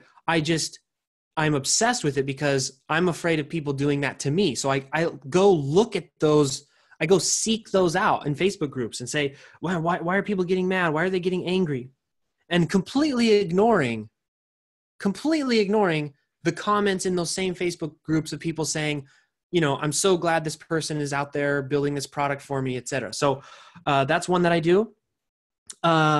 Aggressive, fight-oriented television. So I'm going to be totally honest with you guys. I get sucked into the drama of like UFC and boxing. Like if there's drama where people are fighting each other, blah, I just get sucked into it. I don't know why. And if that's the only thing I'm thinking of and looking at, then how else can I expect to think that people aren't always that way, right? I actively seek out the negative comments against me. If somebody says something bad about me on the internet or on Facebook, I'm obsessed with just, oh no, who said that? And that constantly, I'm letting those messages in, which makes me feel like I am a bad person. It deflates me. it makes me think that everyone is just, rude, and why am I even in this business anymore? And this is dumb, and, all these sorts of things. And I start to have these beliefs that no matter what I do, someone's going to complain. So why even do it? And it affects my actions. One thing that I do too is that I constantly check my balance, my bank balance. And I'm constantly like, okay, oh no, how much do we have? What's this? And it's just an input that keeps coming in and keeps coming in. And it affects my beliefs. It affects my actions. And then again, just like dumb YouTube videos where people are, like all the negative reporting by Vice, instead of, guess what? There's also YouTube channels that just focus on good people, but I'm not watching those. I'm watching like the negative stuff by Vice or, something like that. So think for a second about all of the, and this could be people too. Like what I just shared with you is my most recent version of doing this. But if you had asked me this like 2 years ago, I would say my mom, my brother, this certain person I had hired in my business, this certain client, like what messages are you letting into your life that you think are maybe not great sources for you? Okay. So 24-hour news cycle.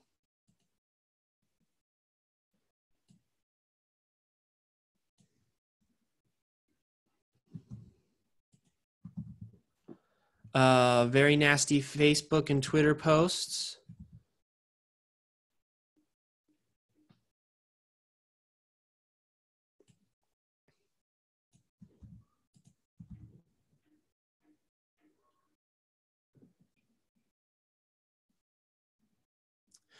Lauren says, one thing I'm really interested in is true crime dramas, things about serial killers, forensics, killer psychology. I'm fascinated with science. I spend a lot of time researching and watching. Are these negative sources that I should eliminate?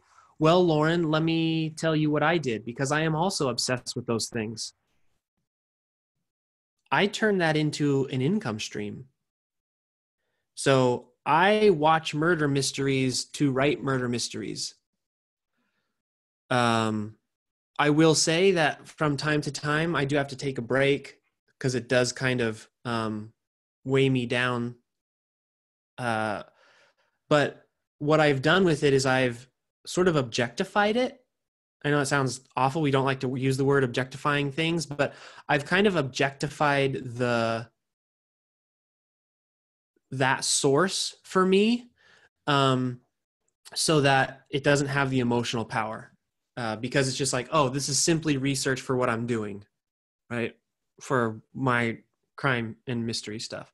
But if you're doing it just for like the emotional release, I would take serious consideration and like really look at, is this making me think that everyone is evil? Because that's affecting my beliefs. And when I go to talk to a client, guess where that's going to come out? And you think, no, I don't think my clients are murderers.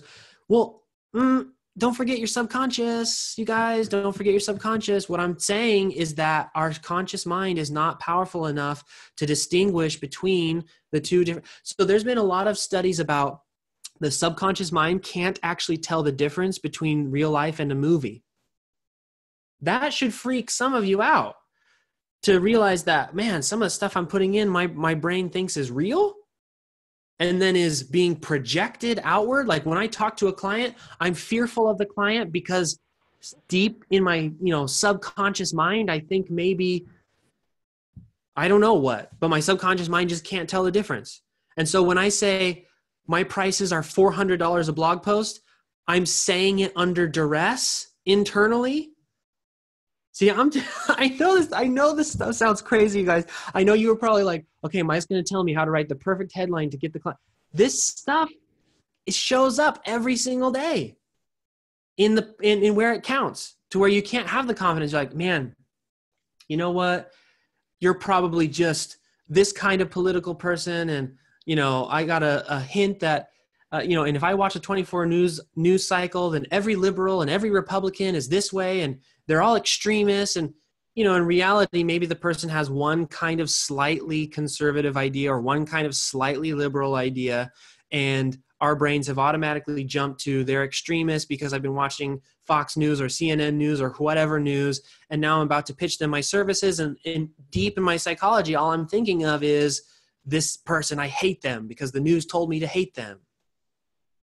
I mean, this stuff, you have to be a different kind of person to hit six figures a year. You cannot be like everybody else.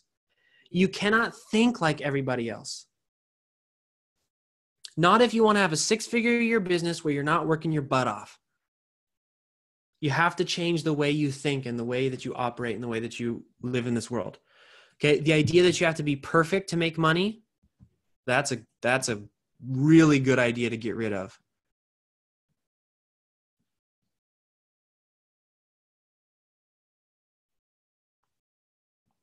Family drama, checking Facebook notifications, email notifications. Yeah, this is really, really good. Negative YouTube videos. Yeah. Yes, Oscar, these are great. Politics. See, and I'm not suggesting that you guys all of a sudden close yourself off from the world and become hermits. We're going to be talking about here in a second, maybe scaling some of this back, maybe finding compartments to where it becomes a tool or something like that. Okay, so, all right, here we go. Yes. Family drama.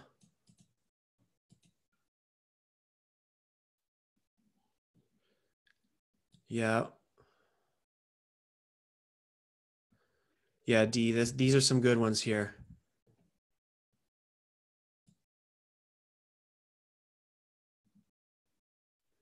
Yep. This is good. I remember, so D, for you specifically, I remember at one point in my career, and I'm ashamed to admit it because, I want you guys to be like, oh, Mike did everything perfectly, but I didn't, which is why I know these things are real. I had one client who I would say, even to this day, I'm still struggling with what we're talking about right now with this particular client. He was someone who I had trusted and who I thought we were close with. And overnight, he flipped and sued me. Okay. Now, this was when I was doing like big stuff for him. He sued me because he was getting sued for something completely unrelated. He ended up dropping the lawsuit, but that experience I have taken, and this was like 6 years ago, I've taken to the No Pants Project, where if I get like a nasty email in our support inbox, I'm not thinking, oh, blah, just give him a refund, get him out of here. Sometimes on bad days when I'm tired, right, when the subconscious mind is taking over, and this idea of willpower, right? We can have a whole conversation on willpower and how it isn't actually a real thing. But when I'm tired and it creeps in, I think, oh my gosh, are they going to sue me? Oh my gosh, I don't want to go through that process. Oh, no. And then those thoughts happen. And then my beliefs, what do you think my beliefs are if I think that these students are going to sue me after $1,000 program? I think, what the freak am I even doing running this program? It's only $1,000. I'm not getting rich off this thing here. Screw them. Forget this. It's not worth the risk. I need to be with my family, blah, blah, blah, blah, blah, blah. And then what are my actions? Well, my actions are a result of that thought process and that belief process. So, so just wanted to throw that out there for you, D, in terms of the clients you have can affect your actions in big ways, in ways that you may not even be totally aware of at the moment. It could be as simple as, for a long time after that, when I was working with that person, I had a real hard time being confident selling the next client. I was like, well, it's like $4,000 to get started. And, we could work together, I guess, if you want to. And I don't know. Instead of, oh yeah, it's $4,000 and I promise you we're going to rock this. It's going to be amazing. You're going to be super happy with the result. Like, I didn't really sell anything. I just kind of, because of the negative stuff that was in my mind. Okay. Self-doubt, negative Facebook news, back and forth commentary on political Facebook. I hate it, but I can't turn away. I hear you. It's like a train. It's like a car wreck. You can't turn away.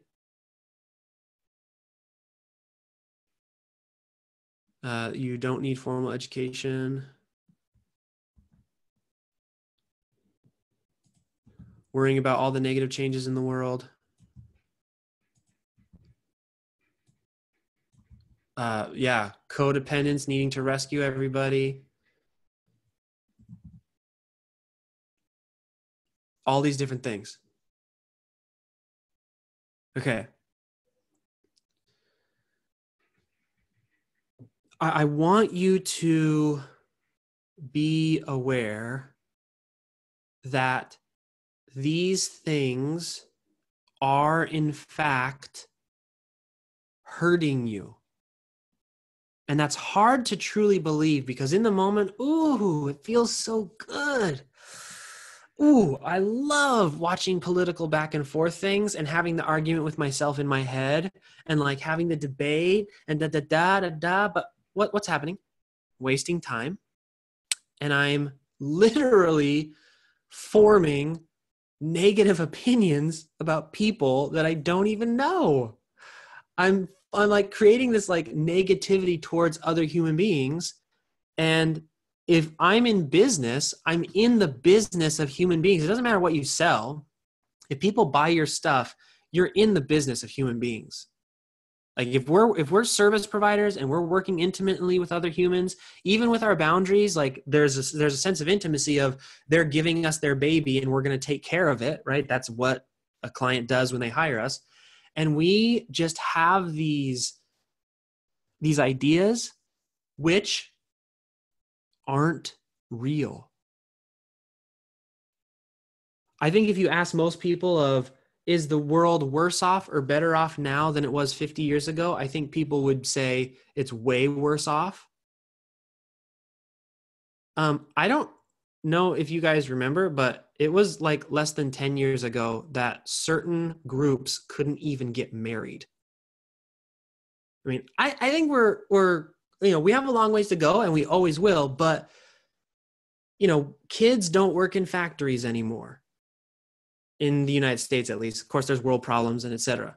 But, there's a really good book by Peter Diamandis called Abundance. I highly recommend people read it. Now, you may say, okay, Mike, you just gave us a great example of there's still bad things going on in the world. And how do we balance that? I want to get rid of the negativity, but I don't want to be non-contributing to the world. Put it in your vision. You don't need to go find more problems. You right now, all of you have enough problems that you are aware of that if you spent the rest of your life trying to fix just one of them, you would have made a tremendous impact on the world. But what are we doing? We're looking for more problems instead of fixing the ones we know about. It's like this idea of, the rich housewife who spends all of her time at charity galas and whatever, doing all this stuff while she doesn't even know her own kids. Like completely ignores her own kids, doesn't have any relationship with them, but she's out there doing. What I'm saying is there are problems that there's enough. So when I look at, okay, how do I balance all of the world's problems and maintaining positivity and like, how do I do all this? I say, here's a couple of things that I can do right now.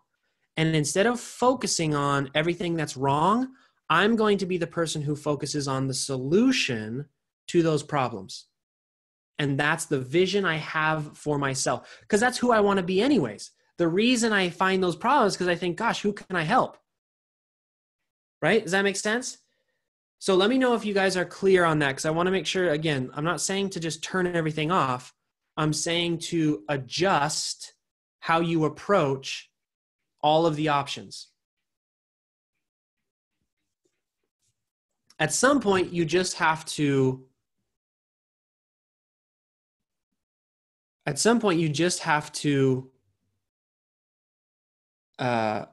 choose to be a helper instead of a problem seeker.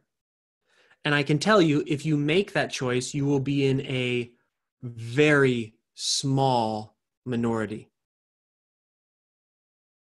And it's the minority that I want to be in, right?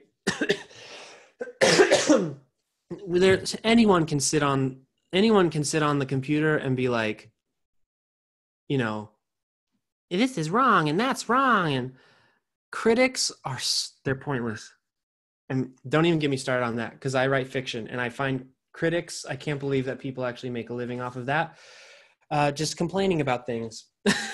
It's incredible to me. We need more people who are going to contribute, right? Okay, let's keep going. Now, here's what I want you to do. Next piece is, what are the core messages that I am receiving? Okay. So again, we're just going to dial this down a little bit, and then we'll break in 10 minutes for lunch. Okay, you guys? So let's finish this out strong here.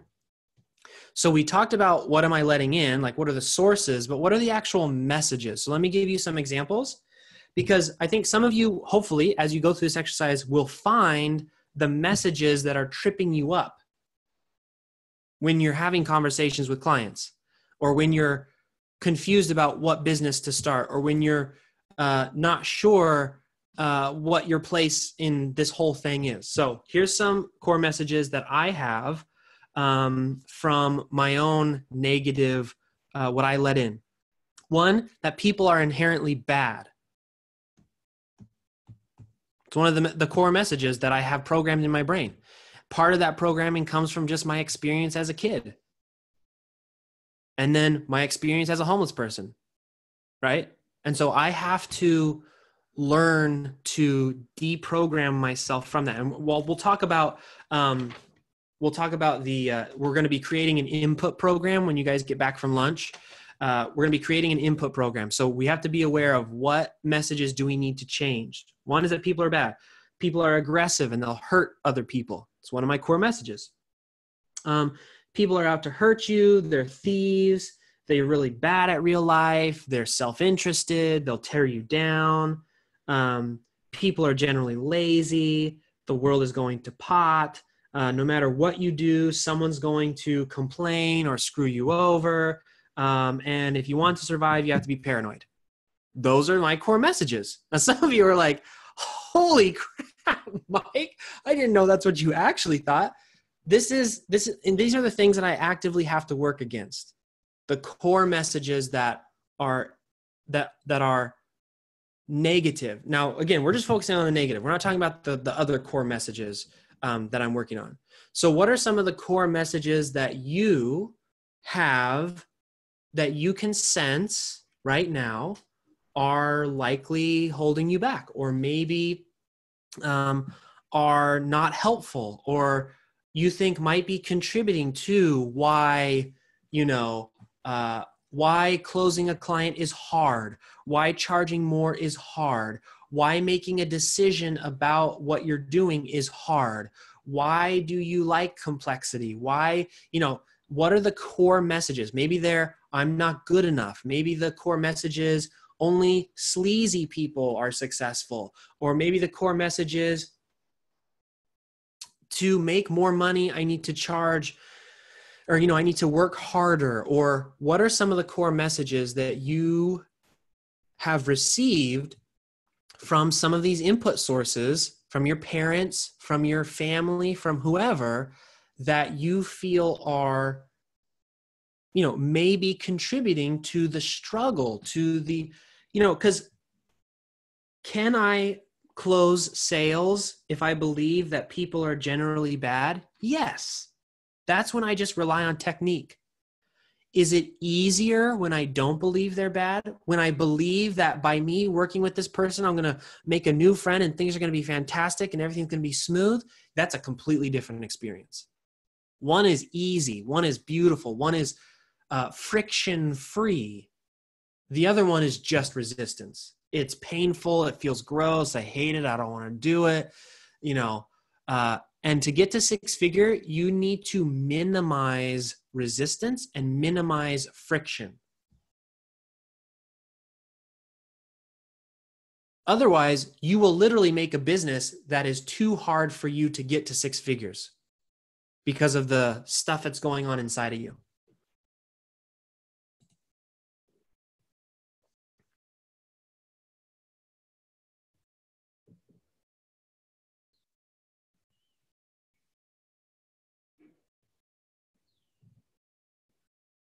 Okay, these are really, really good, you guys. These are really, really good.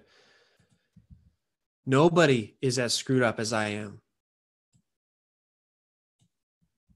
I'm too damaged to ever succeed, or that I even have the right to succeed. People can't afford to pay me. I don't have enough experience to charge the rates I want to charge. It's unattractive or ugly to want to be rich. Ooh, that's a good one. Every family needs someone with a real job. These are good, you guys. Look, oh, I hope I'm doing a good job of I hope I'm doing a good job of explaining the gravity of these things that you guys are saying, in how we can talk all the strategy we want, but until this stuff is fixed, nothing's going to change. You can't save them all, so why try? Even if they seem supportive, my parents and friends are waiting for me to fail so that I can go switch to a normal business job. Think about that. Think about how that affects what you are doing in your business. You can't save them all, so why try? Get on a discovery call. What? Oh man, this is good stuff, you guys. And I'm telling you this, having gone through this process myself. And it's a never-ending process. The bigger your vision, the more you have to work on this stuff.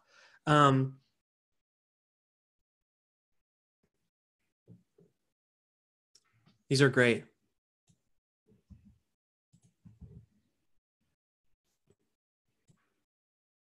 Making money requires work, hard physical labor, or going out of the house. I'm not good enough to get high-paying clients. Control equals success. The more I'm able to control, you have to know everything first. These are good.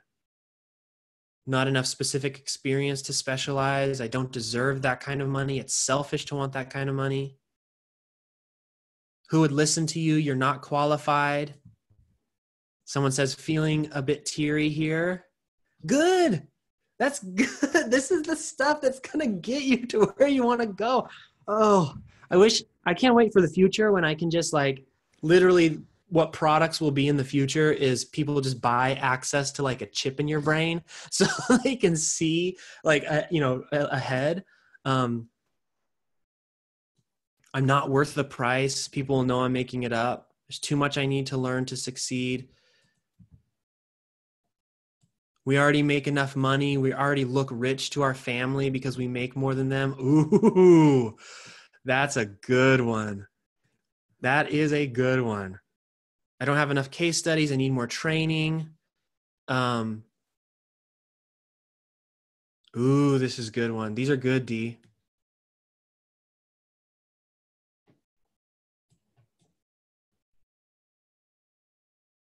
I am scared that I will become so money motivated that I will lose my servant heart. Ooh, that okay, one of my friends said a quote, and he botched the quote, but it was a good quote, and now I can't remember his botched quote, but it's basically, you can't think your way into action, you have to act your way into new beliefs or something like that. Anyways, the point is, I'm so scared that I will become so money motivated that I will lose my servant heart. Guys, do you see how, if our thinking controls our beliefs and our beliefs control our actions, just imagine the actions that are being taken because of that belief. Like, think about this stuff. Think about the things that you're saying, the things that you're writing down, and thinking to yourself, gosh, what are the actions that I may be taking that I don't even know I'm taking? It may be showing up in places I'm not even fully aware of right now, based off of this belief. Because I'm telling you right now, your beliefs do determine your actions.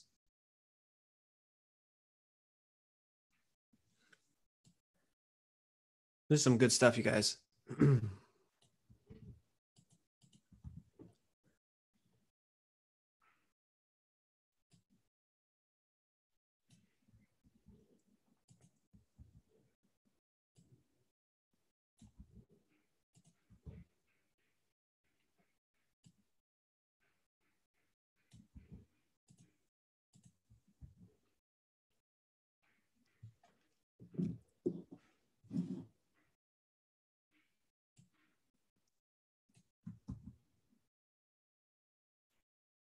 Oh, I'm sorry. I'm sorry, Sarah. I hope you're okay. I mean, this is tough stuff. Like, I'm not laughing at you. I'm literally giddy with joy to that some of you are having this emotional reaction, because this is breakthrough. This is what breakthrough really is. Okay. We all want breakthrough. We all want to change and be different, but we mistake like a new idea as a breakthrough. Like, oh, that's a new way to market my services. Here we go. I just had a breakthrough. That's not a breakthrough. That doesn't get you closer to six figures if you still have these things that you're dealing with. Look, you don't even have to use my stuff, you guys. You don't want to do cold outreach, that's fine. You don't want to build an email list, that's fine. You want to do something else, you want to do Instagram, you want to do whatever, that's fine. You still have to deal with this stuff, though. There's no headline that you can write on your blog that's going to fix this. Because, again, we're in the business of people. And so we as people are working with other people. At the end of the day, the medium, whether it's email, phone, instant messenger, whatever, is not nearly as important in moving the needle as the message. And the message comes from the messenger. You are the messenger. And if we believe, and I think there's probably ample, I think there's ample evidence, again, if you read those books I recommended earlier, that suggest that we are a product of our thoughts, a product of the inputs, a product of the beliefs and the actions that we take, then the message literally. All right. Awesome. Let's keep rocking and rolling.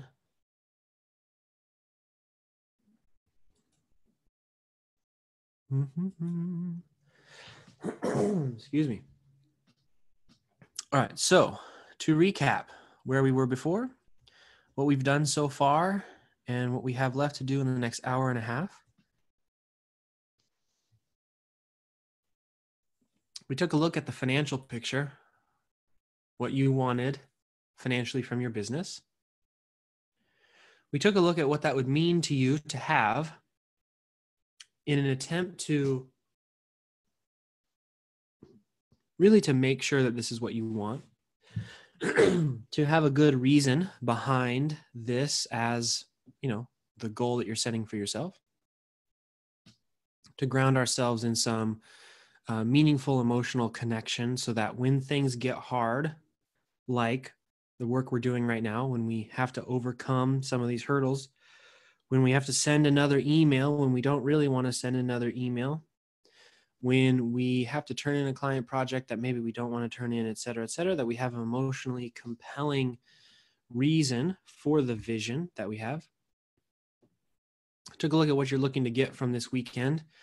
Some of it we already tackled. The rest of it we will likely tackle either later or tomorrow. We took a look at what the sources of information you are currently letting into your life and what the core messages are that you are receiving because of those things that you are letting into your mind. We talked a little bit about how that process of inputs generates our outputs. Okay, so what we let in is what we put out, whether that's how we treat others, how we talk to our clients, how we view our own business, our pessimism or optimism, or the beliefs that we create around that business. Excuse me. Now what we're going to do, we have 3 things left to do. One is we're going to create an input program, purposely create one, so that we can change these bad ideas and create better ones that will get us to that 6-figure level, because we have to become a 6-figure business owner before we can have 6 figures.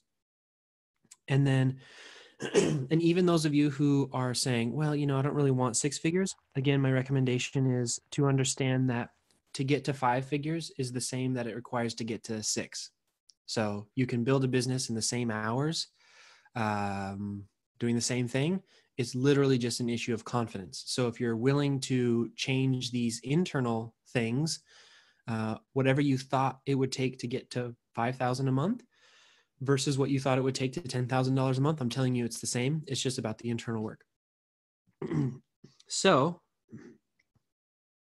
we're going to create that input program. Then we're going to talk a little bit about boundaries in a different way that I've never really talked about it before, specifically fulfillment versus achievement. And then lastly, we're going to do some 80-20 work. Okay. It looks like we probably most likely won't get to hot seats today, but tomorrow we may try that. We may try that if we have time. Okay. All right, my friends. So first thing that we want to do is we want to purposely create an input program. And we're going to talk about 10 messages I want to feed my mind. Okay, but before we do that, excuse me, I got something stuck in my throat here. One sec. Okay, so before we do that, there's a quote from Napoleon Hill. It says, "No one's education is ever finished. A reading program should be as carefully planned as a daily diet, for that too is food, without which no one can, a man, it says a man, but anyone cannot mentally develop." Okay, so let me say that one more time. No one's education is ever finished. A reading program should be as carefully planned as a daily diet, for that too is food with which no man cannot mentally develop.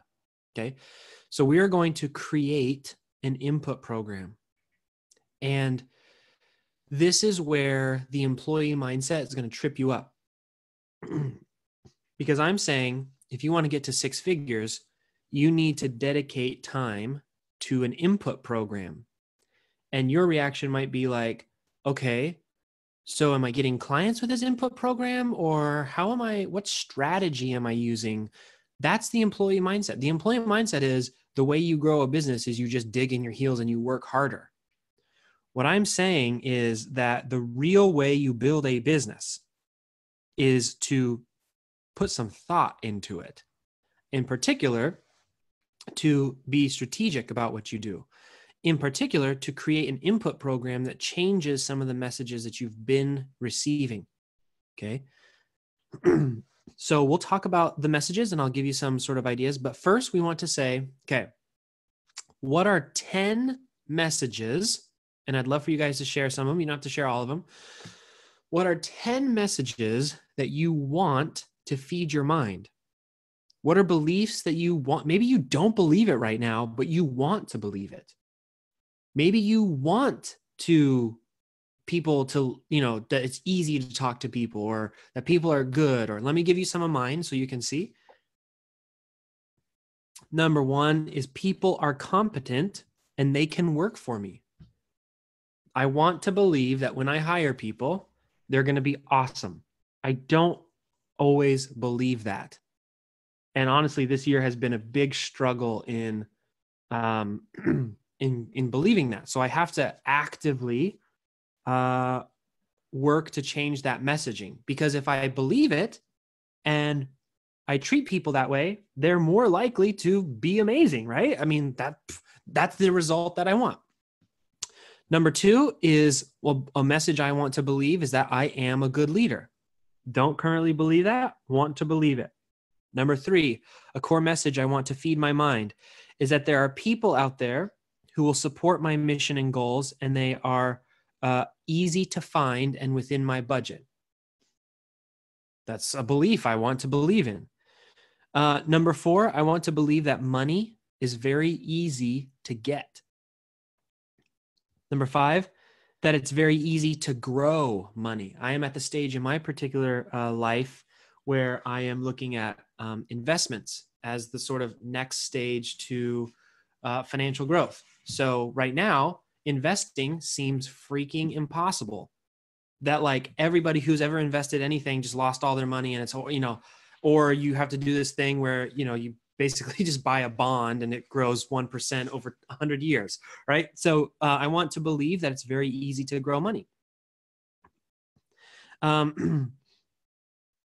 Skipping some of these because some of these are like actually super personal, but number 7 is that I can easily manage the build of a new beautiful home with property. So my wife and I are thinking about building a house. I don't know anything about building a house. I'm nervous that they're going to scam me. I'm nervous that people are going to take advantage of me, all these sorts of things. So that's a core message that I want to feed my mind. And on and on. So tell me some of the core messages that you want to feed your mind. And then we will talk about that next. What are the things that you want to believe?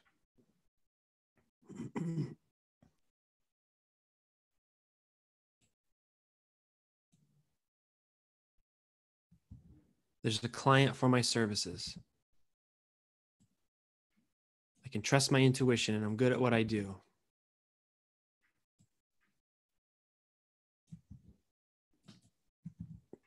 People want to hire me to fix their messaging. I have enough experience to do the job. My potential clients see me as an iron.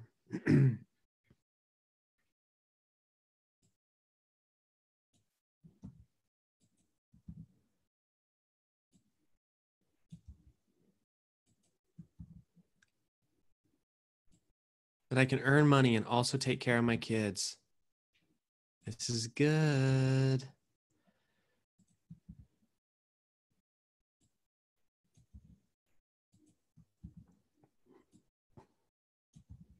Okay.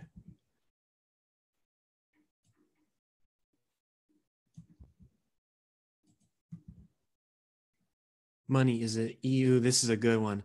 Let's see, Patty. Money is an easily renewable resource. Whew. Making that mental shift is a huge one.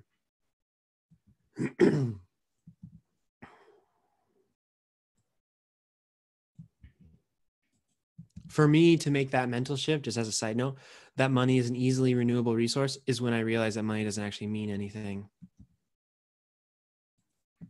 Because if you attach money to like emotional, like money has meaning, most meaning is not renewable.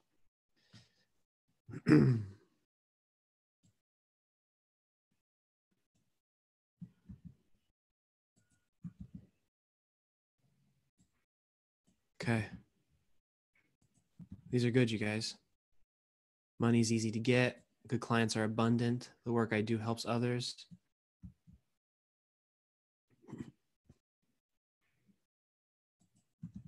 Good, good, good, good. Okay. Now, perfect, you guys. These are awesome. I can reach and exceed my financial goals without being a workaholic. Yes. Yes, you can. Okay. So you guys can still keep sharing, but I'm gonna keep moving on here a little bit just because we only have a 90 minutes left and we still got quite a bit to go. And some of this may spill over till tomorrow. That's fine. I left tomorrow a little bit more loose than today. Okay.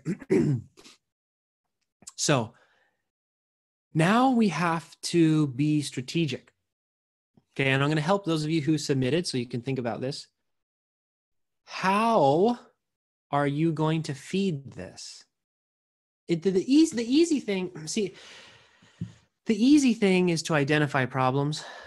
The easy thing is to come up with the dream. That's the easy part. The hard part then is to come up with a solution. Okay, so let me help you to come up with solutions of how are you going to feed this. Let me give you some examples specifically here. There is a client for my services because I would have been my client in the beginning. One way that you can change the input is to first examine what the input is. If the input right now is, I keep sending out these cold messages and nobody wants to buy my stuff, then your input is, there isn't a client for my services. A way to change that would be to go do market research and to find someone who is doing this thing, or find someone who is doing something very similar to this thing, or to find people to talk to. Maybe it's in a Facebook group, maybe it's in a something. It is to ask yourself, what piece of information do I need to change my mind about this thing? Okay. Now, some of you are saying, well, I earn life-changing 7 figures a year working half-time or less. I'm not going to believe that until I make that. Well, would you believe it if you read about someone else doing it? What about if you read about multiple someone else's doing it?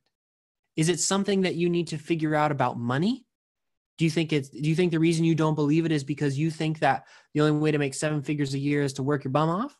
Well, then maybe you should spend a week or two reading about investors and how they work 20 minutes a day investing their money and they make 7 figures a year. So therefore, maybe money isn't what you thought it was. You know, like, you have to kind of break down yourself what it is that would prompt you to believing that message. Okay. So for example, one of mine is that people are competent and that they can work for me. So what I've been doing recently is spending a lot of time reading management books, reading books on creating systems in a business, reading books on leadership and these types of things, right? Because I know that in order for people to be competent, one of the things that they need to have is a way for them to be competent, right? So maybe I need to build a system. Maybe I need to, what are the things that will help you to believe this message? All right.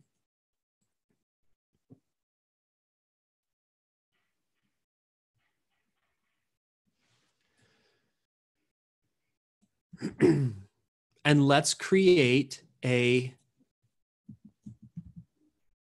excuse me, let's create an input diet for yourself and get real clear about how you're going to change your beliefs.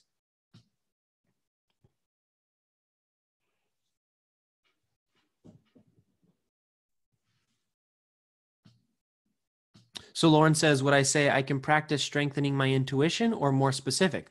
Well, Lauren, the question is, what would make you believe what you said about your intuition. If just practicing it makes you believe it, right? So if that's the biofeedback loop and the input that you need to change that idea, then that's what works for you. So money is easy to get, right? That's one that I think a lot of people struggle with. One of the things that really, really helped me was to spend time every day, 10 to 15 minutes, just looking at success stories in other people's programs, even programs I wouldn't plan on buying. I just wanted to absorb case studies and success stories. And, maybe it's a podcast of just like, Entrepreneur on Fire, or whatever that might be, and to hear the personal stories of people who, at one point I was just kind of like, gosh, if they can do it, maybe I can do it. That might be one of the things that helps you to believe money. Now, I'm not talking about again, it's not this black and white thinking. I'm not saying what's the one fell swoop that's going to have you believing this overnight. It's more of what can you put into a diet? What's something you can do every day? What resources can you reach out to? What sources of information can you watch or learn? Or even if you don't quite have the idea yet, just kind of generally like, well, I think that would move you closer. Because clearly, understanding that money is easy to get is best understood when the money is easy to get, right? I mean, that's it. I'll believe it when I see it kind of situation. But if you're waiting for that to happen before moving closer towards that belief, it's just not going to happen. Money is easy to get when you believe money is easy to get. It's not you get money and, oh, I believe it's easy. So what are some of the things you could do to get yourself to think that, to believe that?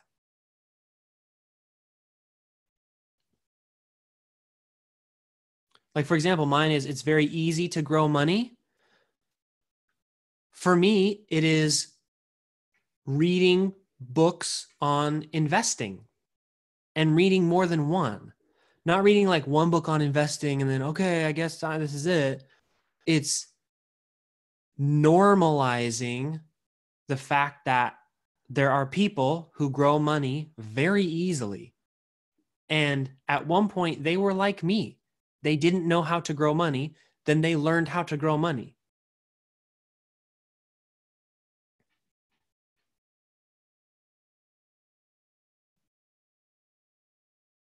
So D, when it comes to reading books, listening to books, following leaders, getting new skills, what specifically? See, what we're trying to do right now is, and when we say how will you feed it, we're trying to create a specific action plan.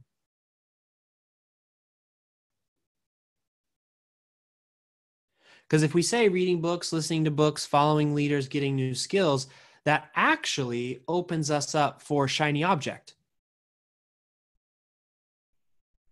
We want intention-based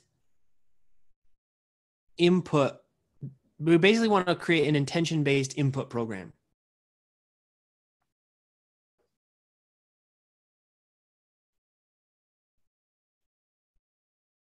And if you guys are having trouble, let me know, and we can work on some solutions to that. So Aaron, it could be a reading program. Maybe that's part of it. Could be podcast. Could be I'll believe it when a client says yes to my services. And then reverse engineering, well, okay, how am I going to get a client to say yes to my service? Well, I could do the cold outreach. Okay, well, but I don't really believe the cold outreach actually works. Well, maybe I need to get in Fast Client Getting Workshop and see the success stories. Maybe I need to spend 10 minutes every day just thinking about, okay, I believe that this is going to work. Okay, it's going to work because I saw, 15 case studies today, of someone someone doing this and that and whatever. So it's about taking the core messages that you want to believe. And obviously, we're not going to be able to do all 10 here. And again, I recommend that we take what we all learn here today and continue it long after what we're doing here.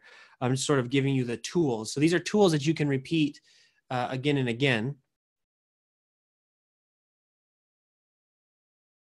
So Sarah says, all I can think of to convince myself that I can do the job is to just go do it. Same with finding clients who want to hire me and see me as an ally. All I can think of that would prove it to myself is to just go get them.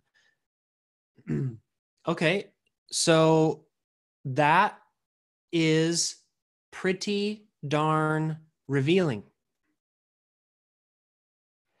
because I think that might be the case for a lot of the beliefs listed here. And yet, when I look at people's actions, they are not taking that action. So consider that for a second. And I'm not singling you out, Sarah. This is just in general. If you're trying to think of, okay, is a book going to help me? Is a podcast going to help me? And you're just like, you know what? The only thing that's going to happen is if I just get out there and someone hires me and I send some cold emails and here we go. And that's that. Then everything that you do except sending out those emails and getting on discovery calls is not contributing to the input that you're desiring.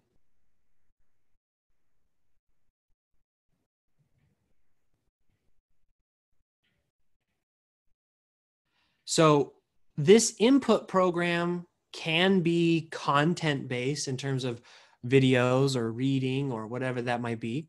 It could be conversational-based. I need to go talk to people I trust, and I need them to tell me I'm good at what I do. So I'm going to email 10 people of, I'm going to go email 10 people and say, hey, can you review this thing that I created? Or, what I need to hire a coach to help me to believe that this is possible, or I need to buy this thing, or I need to do that thing. It's not necessarily about information.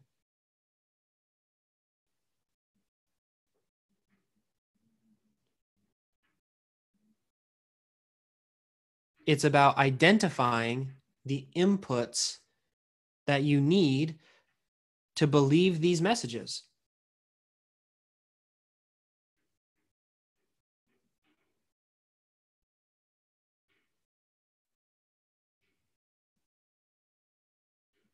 And then making sure you stick to the diet that you created for yourself.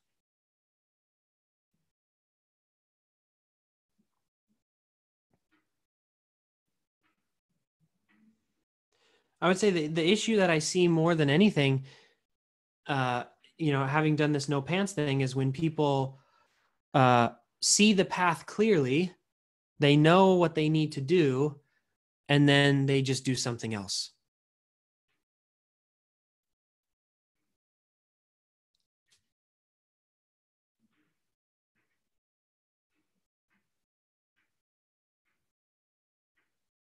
So let me see if I can find some of these here. And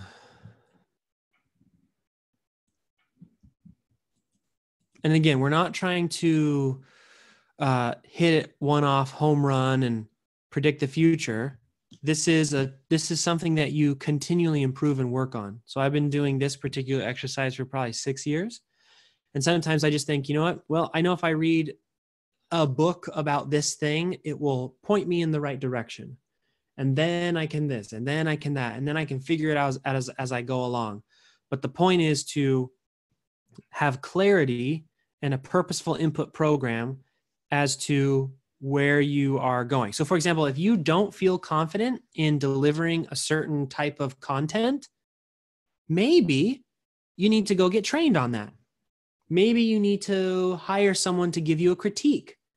someone that you trust, someone who you said, you know what, if this person critiques me and they give me an honest critique, I will accept that opinion.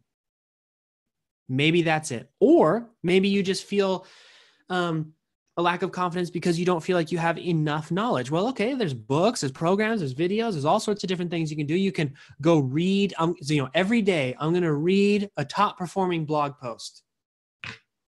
I'm going to use something like Sumo Me or whatever it's called and look at the top performing blog post in my niche, and I'm going to read it and I'm going to ask myself, can I do better than this? Or could I write something like this? If not, why? Like that kind of stuff is what we're looking for.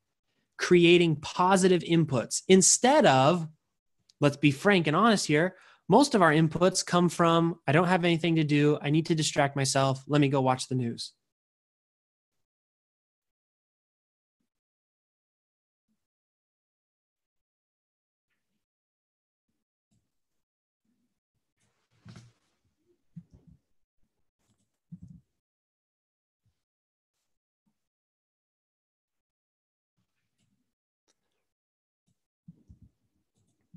Patty has a really good suggestion here. She says, I prove money is an easily renewable resource because whenever I've been without it, I've always found a way to make more.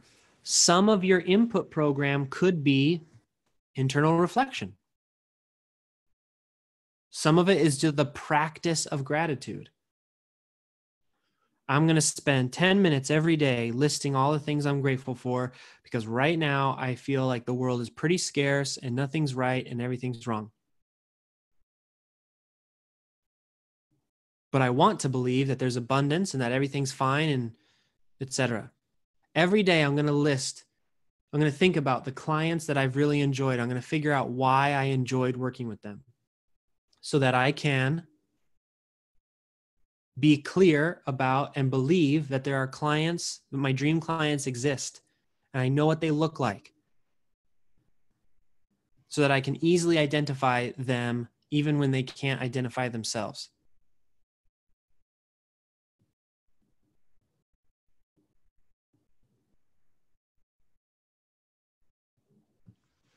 So Dee says, right now I've got Think and Grow Rich I'm listening to and Deep Work, but I'm unsure which books speak to how to grow finances while staying humble and not turning into a proud money jerk.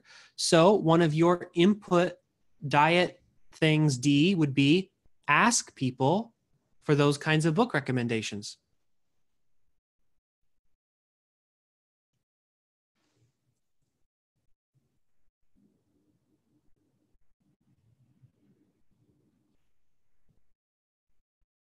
Every day I'm going to, and it doesn't have to be every day, maybe just once a week, but it's got to be set in a diet. It can't be, well, just read some books, I guess, and sometime and whatever. That never works. It just doesn't work. It just never works.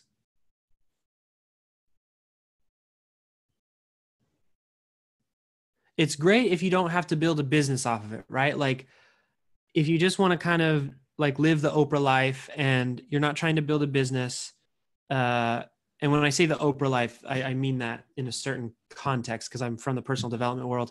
But basically, if you just kind of like, financially somebody else is taking care of everything and you don't have to really do much and you just want to focus on certain things, and there's no need for you to create something, then, maybe that style of input program works where you just kind of whatever I feel like, whenever that kind of situation.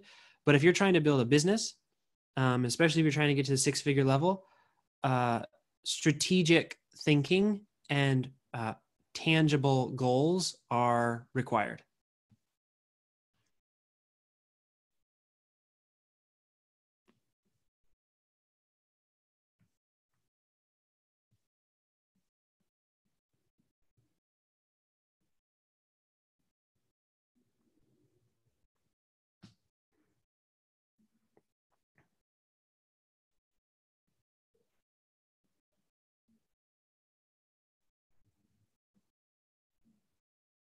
Okay, so Lauren says, could you say something about creating focus? What would be my message about becoming more focused and how would I find a way to do that? I seriously have legit focus problems. So your input, Lauren, Your input program would be, I'm going to learn more about focus because I want to believe, or the message that I want is that I am a master of focusing, or whatever the message is that you want to believe about it, whatever it is you want to change about it. So one of the things, like, here's what I would start with, okay, well, I need to understand what focus is. In order for me to be good at it and to master something, I want to understand what it's all about. So I'm going to go find some books on focus. I might even find some books on mastery. And I'm going to start there. I might even start reading about willpower. Because I bet, Lauren, if you started reading about willpower, that in and of itself would change your opinions about yourself on focus. You very likely don't have focus problems. What may be happening is that you're relying on willpower, and willpower is not a thing. Not scientifically speaking, anyways.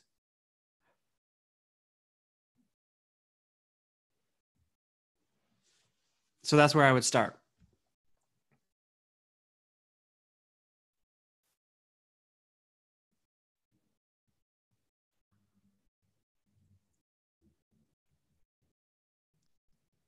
So Aaron says, so immediately I had the following belief. I can create this plan, but I won't stick to it. To reverse that belief, I'm realizing that I've already started creating this content plan. I am counting up the daily exercises I already have incorporated and the way that I track them. I have already started something that I stick to. I will continue to follow this plan. I just need to add to it and improve it. Perfect. Okay, early morning, I'll set aside at least 10 minutes a day of inspirational inputs, quotes, stories, movies, books, etc. Aaron says, I will stick to it because I'm already sticking to it. Patty says, I love the gratitude practice. It's fell off for a while. I need to get back to doing it.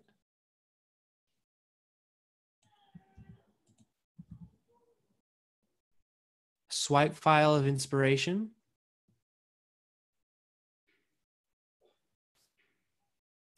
Jessica says, I have a really hard time building these kinds of things into my life every day. Journaling, gratitude. I know I should be doing these things, but I can never stick with it. I'll do it for a few days and then stop.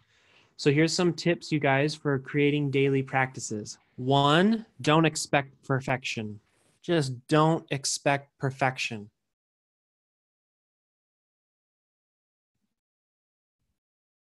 I think a lot of people say, I'm going to do a daily practice. Then the first day they don't do it. They say, I didn't do my daily practice. Therefore, what's the point?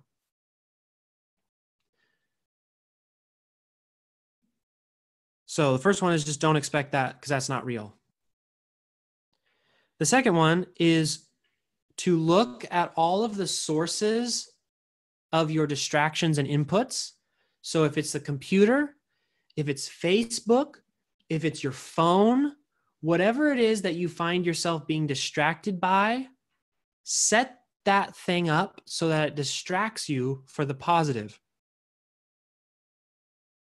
Meaning, you can set up reminders on your computer.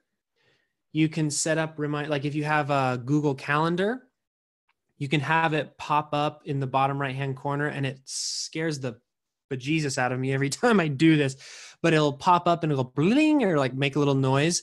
And so like if I'm on Facebook or something and I find myself, whatever, off course, and I know that I have to do something for the day, the little reminder will pop up. Same with my phone. You can set, there's all sorts of different reminders you can set on your phone. And then just understand that you're not going to feel great every day. So don't wait to feel great, right? That's one thing that I think a lot of people, they confuse feeling good in the moment with feeling good in the end. They will sacrifice momentary feelings of good. They'll sacrifice their future to feel good for a few seconds. So there's a couple of things you can do there. And then just practice. Just messing up and trying it again, And then lastly, I'm not talking about spending an hour a day here. I'm saying let's make a dent in the negative stuff that we put a lot of work into consuming. Like if you guys get Rescue Time is an app that for your computer, and I don't know if they have a connection to your phone. That'd be amazing if they did. But Rescue Time, it will track how much time you spend on stuff. And a lot of people are quite surprised at how much time they spend on the sorts of things that they probably don't want other people knowing that they spend that much time on. All I'm suggesting is that we replace that time, and not even all of it, just a little bit of it at first, with this kind of stuff. So you figure, okay, normally I spend 30 minutes on Facebook wasting time. Today, of the 30 minutes, I'm going to spend 10 doing this. I'm still going to go waste my time on Facebook for 20 minutes, but 10 minutes today, I'm going to do this. And what you'll find is that just like when you start, an exercise program or a diet program, at first it's brutal. You're like, this is horrible. This is not fun at all. But then all of a sudden, you start craving the good food if you can get over that initial bump. Like when I first quit soda, so I've quit soda recently, and I've been clean of it for some time now.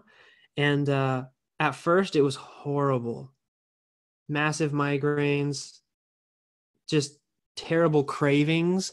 And now I really, really crave just drinking water, which I really never had before. So it takes time, but eventually your body will prefer this kind of stuff.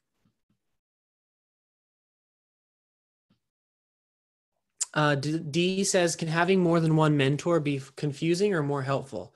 Someone to help lend clarity, work one-on-one with you, and just be there to push you, acting as a successful input. So my opinion on mentors is to have as many of them as possible, as long as you are clear about what the purpose of that mentor is. So for example, I would never have more than one mentor on how to run a webinar, because then I have competing ideas. But right now, here's my mentors. I have a mentor for copywriting. I have a mentor for the inner game of business. So like this, a lot of the stuff we're talking about now. I have a mentor for marketing and positioning and creating offers. I have a mentor for systemizing and creating systems. And I have a mentor for health and wellness. So I have 5 mentors.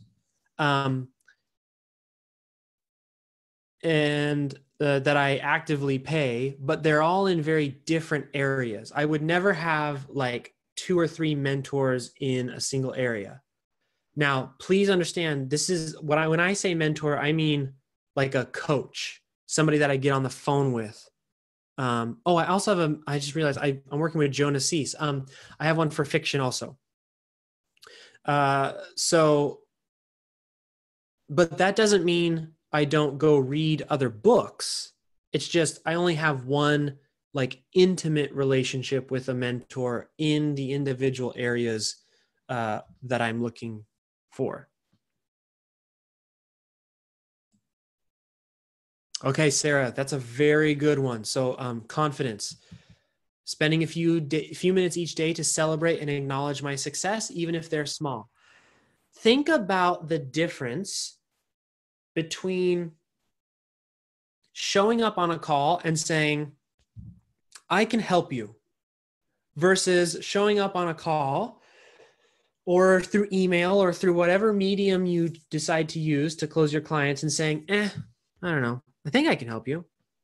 I'll try my best.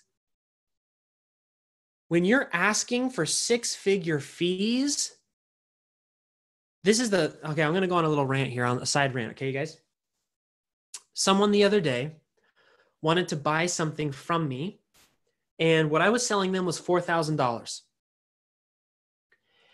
Then when I said how much it was going to be, they said, okay, that's great. Love it. I'm super interested. Let's make it happen. Send me the bill tomorrow. I was like, great. Next day, send the bill. They say, never mind. I found someone cheaper to do what I needed you to do. And this was in training, and this was like training coaching stuff. Literally this morning, I saw this person in a group, in the group that they had purchased this other thing from, complaining about clients who do exactly what this person did to me, of like, I told them a price and then they come back and they say they found someone cheaper.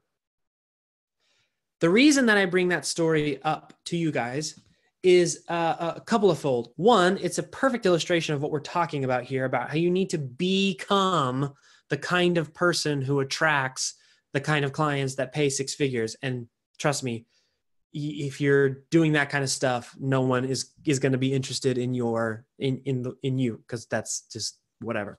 We can have a whole conversation about that. But second, how powerful internal beliefs are in the way that you operate in the world.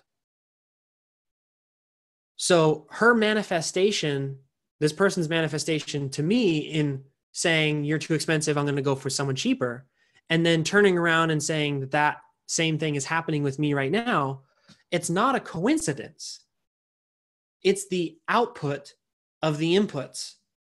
So for Sarah, when you get that, when you start to add more inputs that grow your confidence, what you will find is the result is clients trust you more.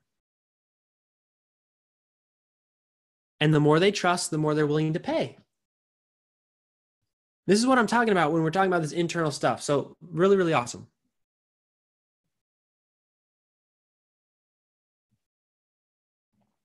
Let's see. Anna says, I do not need to be perfect in order to help lots of people lead better and happier lives. Absolutely.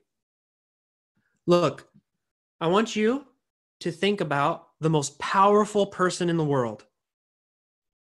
Okay. And if you're religious, don't think about that person. We're talking about humans. So think about the most powerful person in the world. Oprah, maybe it's the president, maybe I don't know who it is. Are they helping everybody? Are they? Are they solving every single problem? If the most powerful person in the world can't do it, and I don't mean this disrespectfully, I'm saying let's get real for a second so we can rid ourselves of this negative message, then us little imperfect, not all the power in the world, maybe we don't have to worry about perfection. Maybe we don't have to worry about saving everybody. We can let go of that bad idea.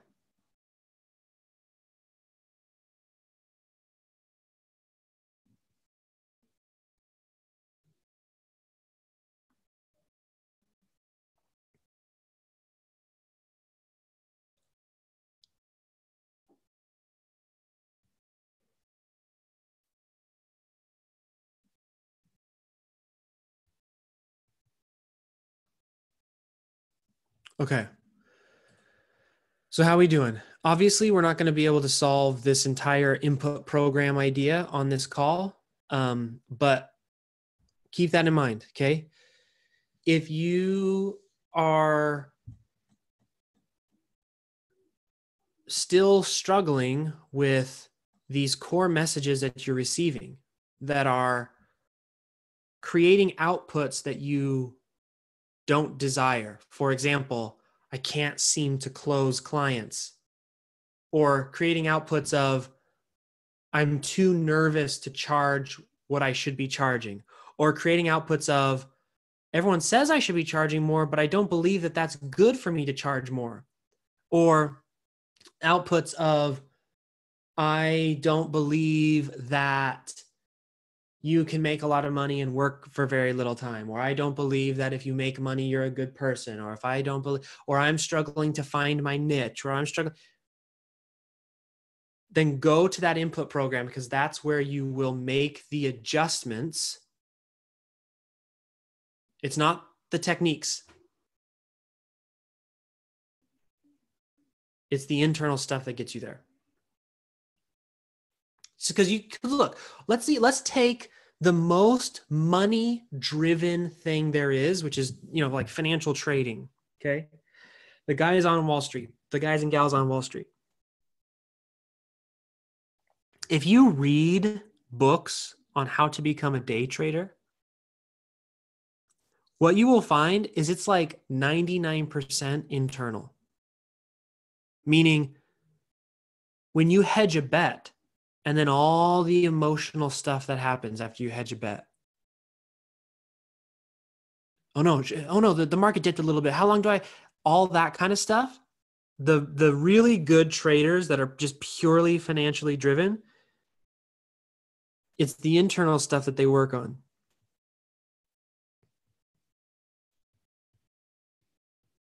So it's just something to consider as you're building your own business.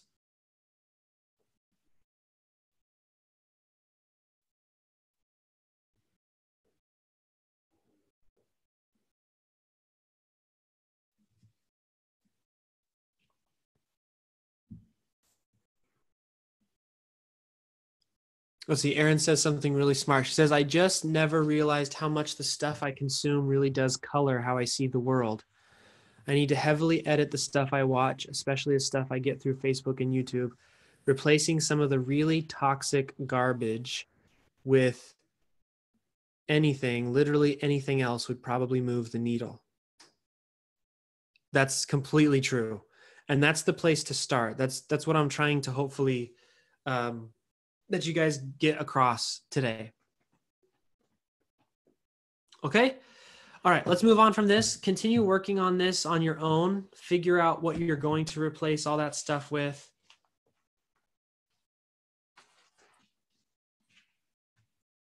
I'm going to give you two concepts, and then we're going to get into some more work here. This is just sort of random concepts here that I found. Some of you said you want clarity. I'm going to give you the simple answer, and you're not going to like it probably, but here it is. Clarity comes from collision. What we mean by collision is that a lot of our clarity comes from our either inability or resistance to being faced with disappointment or failure. So for example, let me give you the perfect example that you can think of that we've all been through. Okay. You're in high school or in middle school and you like someone, right? Remember when I like someone meant something different than I just like a person. I like you. Okay. And that process of sending a note to the friend of a friend and the friend sends it to the friend and around and all that whole thing. And that whole time that you're doing everything except for just walking up to that person and saying, I like you. Do you like me? That whole time you're avoiding the collision of disappointment. Because if you just walked up to that person and said, I like you. Do you like me? You could be massively rejected.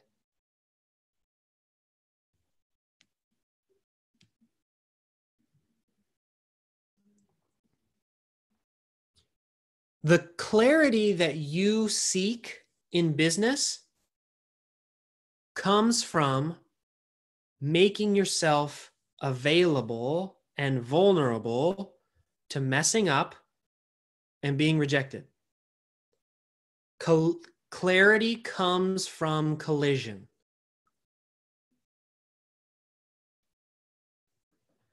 And one of the things that clarity provides is the real answer to the stories that we tell ourselves.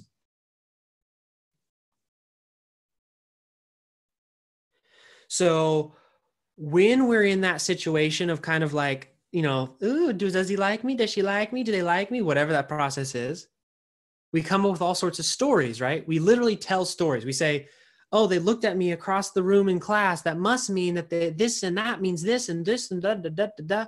And all of a sudden we got this big story in our head.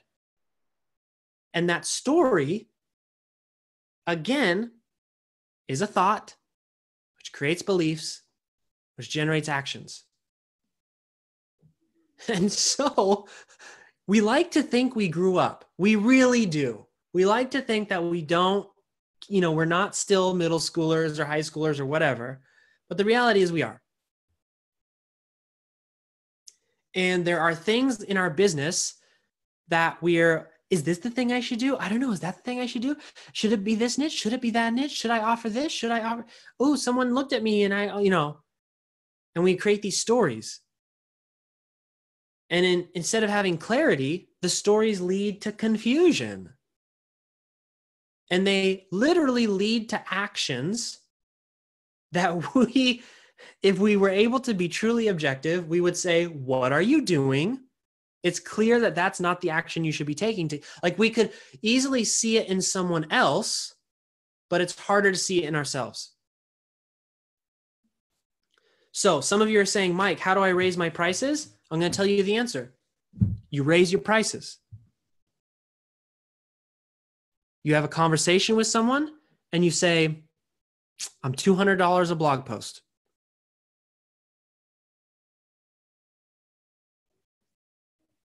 You don't think about it. You don't, this, you don't that. You just ask for it.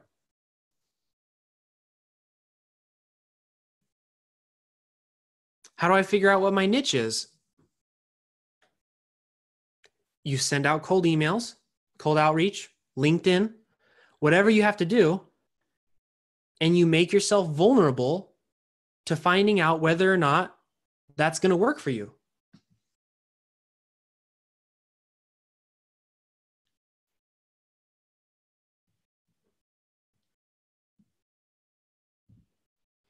I know it's simple, and I know some of you are like, this is not at all what I signed up for. But I'm telling you guys, this is how you get to six figures. You cut out all of this unnecessary emotional effort. Some of you could cut in half the amount that you're quote unquote working by just cutting out all this thinking and strategy, and let me learn something new, and let me do something else, and let me do that. You could probably cut in half all of that by just relying on, a few simple things, and then just being open to getting rejected.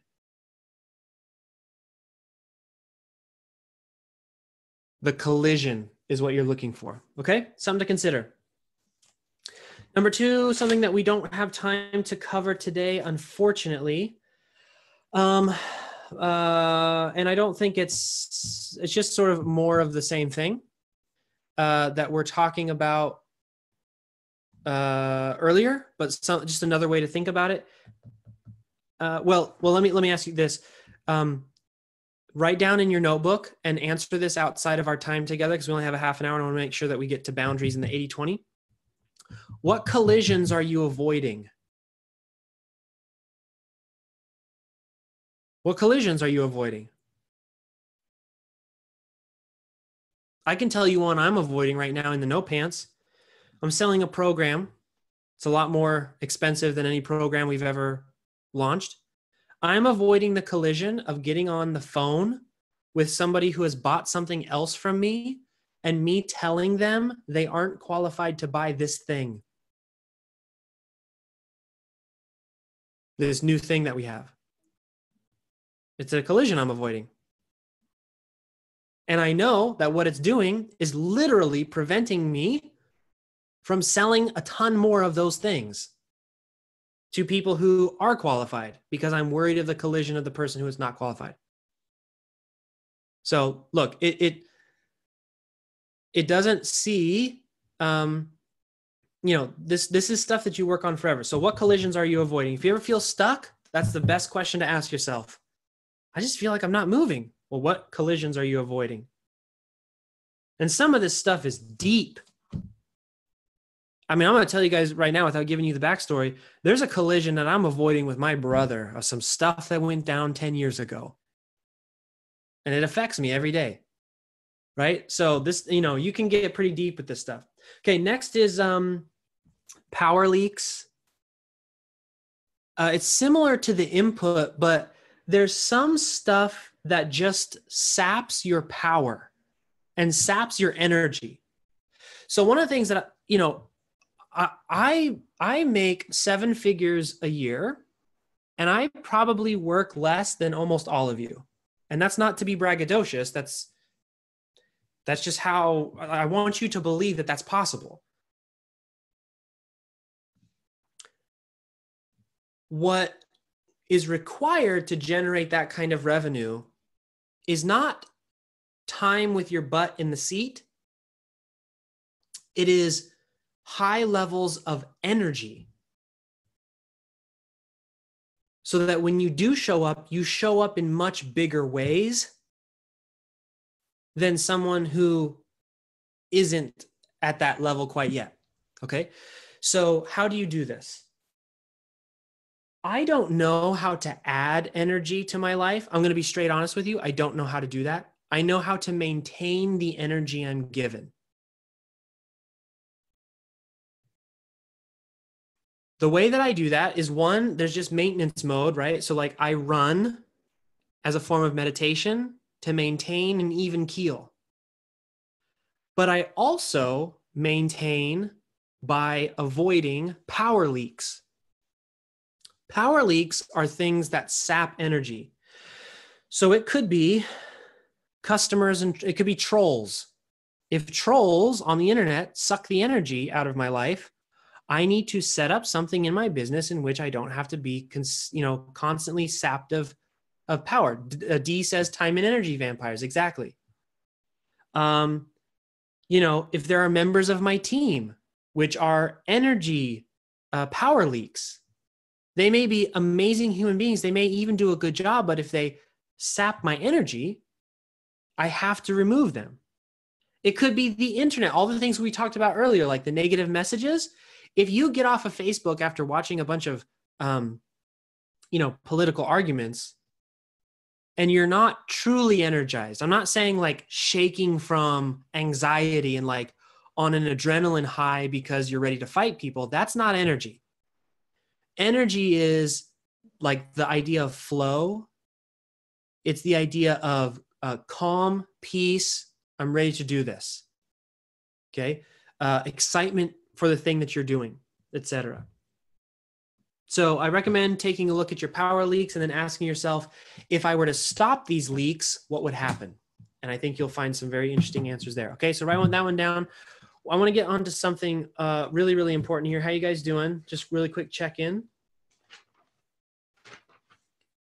Everybody good with what we're covering here so far? We've only got about a half an hour, so I want to make sure that we might move 80-20 till tomorrow. As we talk a little bit more strategic.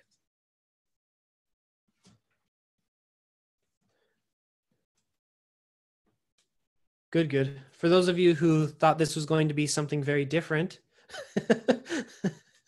hopefully, in a couple of days' time, as you go through this process, you'll see what I'm trying to do is to get you mentally to a point where business is easy. Because it is. What's not easy is our internal resistance.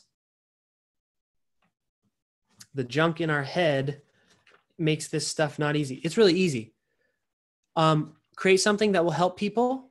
Find those people, have conversations with those people, tell them how much it costs, tell them how to pay you, do the thing for them, rinse and repeat. That's business. That's all it is.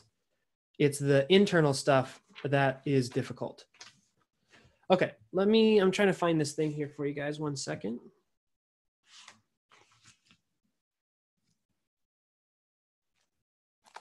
Okay.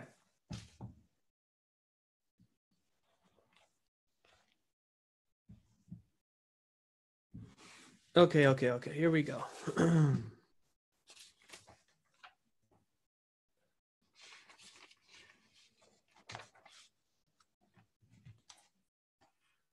Okay, let's get a little bit more tangible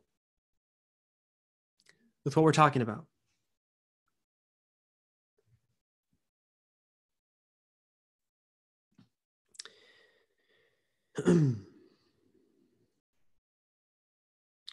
This is about scalability.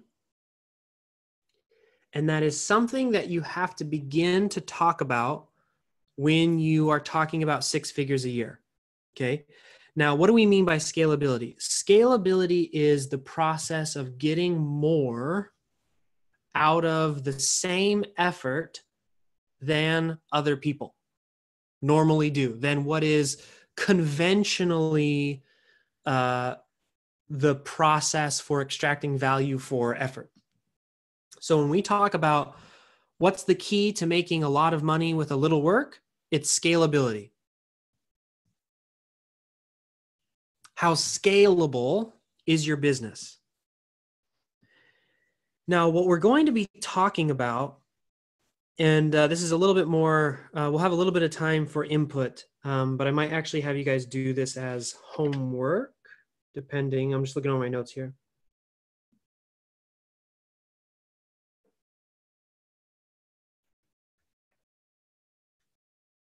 Okay. So there are two elements of action in any given business. And I know that those of you who have tried this have experienced this, and they are two fundamentally different ideas. One will lead to burnout, one will lead to financial success. Financial freedom, I apologize, financial freedom. It's this idea between achievement and fulfillment. So I want you to think about what it actually takes to be financially free. I'm talking you never have to worry about money ever again. Start to do that math in your mind for reals. I think what you will find is it's a slightly terrifyingly large number to be financially free, not financially successful, not financially comfortable. I'm talking about financially free. So that my friend that I was talking to you about earlier, who does real estate investing, he is legitimately financially free. He's made so much money that his money makes him more money than he can ever spend. That's where he is in his financial freedom. Real and true financial freedom takes a long time to build for most of us. Okay. Most of us aren't real estate geniuses like my friend. Most of us also can't absorb the risk he took because he was young, lived with his parents. He was able to literally throw all of his money away. And if he lost it, no big deal, just get it back. Most of us can't live that way. I can't. Anyways, I got kids, I got a wife, all that kind of stuff. So if it's true that it's going to take us a long time to create financial freedom, and specifically the kind of legacy freedom where we have enough money that our money affects other people. And that doesn't necessarily mean piles of money. It means smart money. So money in investments, money in assets, money in all these different things. And we're looking for, to be able to take care of those we love, to take care of ourselves, to be free of just this constant chase for money while we're living in this lifetime. It's going to take us a long time. Therefore, the mechanism we use to reach that financial level must be, by definition, sustainable for us, right? We can't do something that burns us out. Otherwise, we won't last long enough. So as you think about scalability, you have to understand that there's a big difference between what's achievable and what's sustainable. What's achievable versus what's sustainable. We're going to talk about, 20 minutes.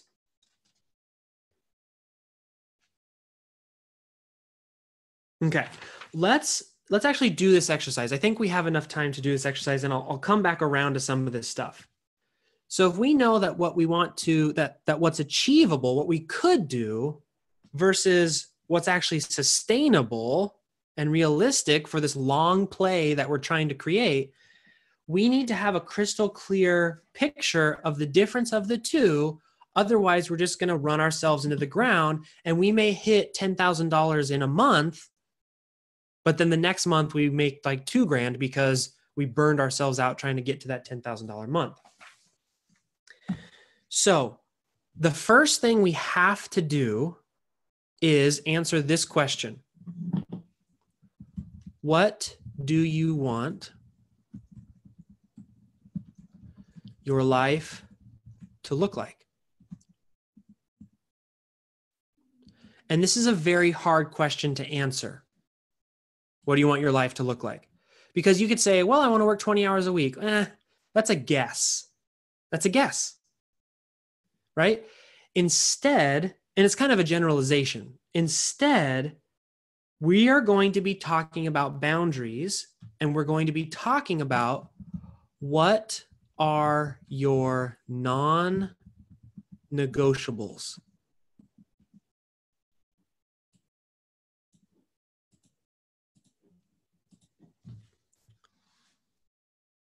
What are the things that you just will not accept in your journey towards six figures or running a six-figure business? Let me give you some examples. Because what you have to think about is, what is going to keep me going for years and years? I'm going to tell you one of mine. One, non-negotiable, I only talk to people who are going to pay me money. And you may say, oh my gosh, Mike, that's horrible. You are such a selfish jerk. You know what? I can't sustain giving my best energy to people who can't pay. And I just can't settle on the idea of taking time away from my children to talk to people who just want to waste my time. What are your non-negotiables? Maybe your non-negotiable is, I refuse to work for this kind of person, right? I refuse to work with this. I refuse to work on this. I refuse to do this. I will not work on Saturday. And you have to think, what are your non-negotiables for you to stay in your peak energy? Not what are my non-negotiables now? What are your non-negotiables in this perfect business where you're able to sustain it for 10, 15, 20 years? Another one of mine. The people who work for me in my various companies, zero drama. I have zero tolerance for drama because it just saps me of my energy and I can't sustain that going forward.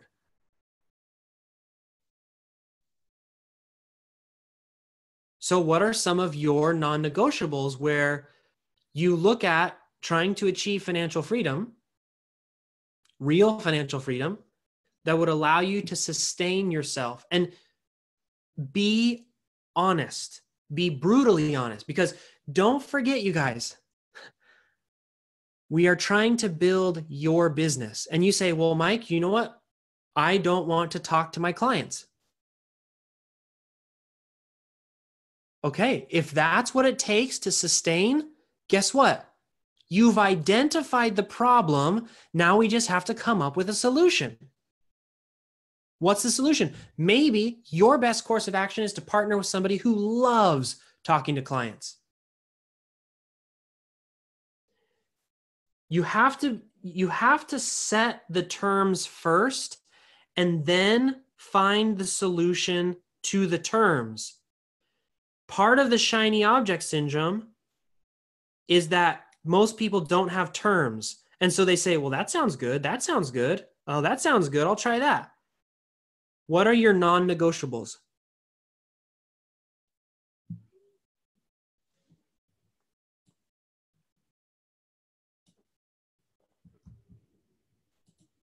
Krista's got a good one.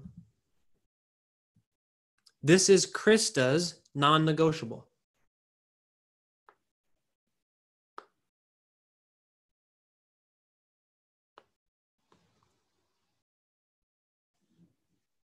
This is a good one. I will not cut into my 8 hours of sleep each night. Can't function without it. Non-negotiable has to be location independent.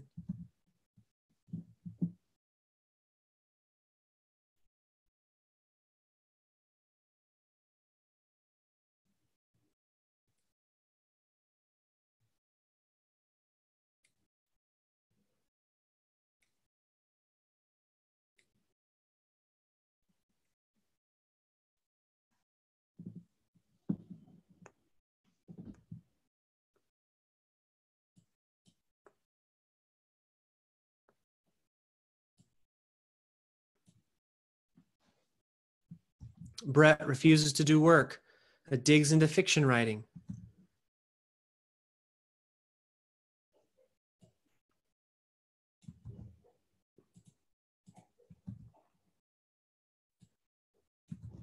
Yoga and sleep, Brett's adding.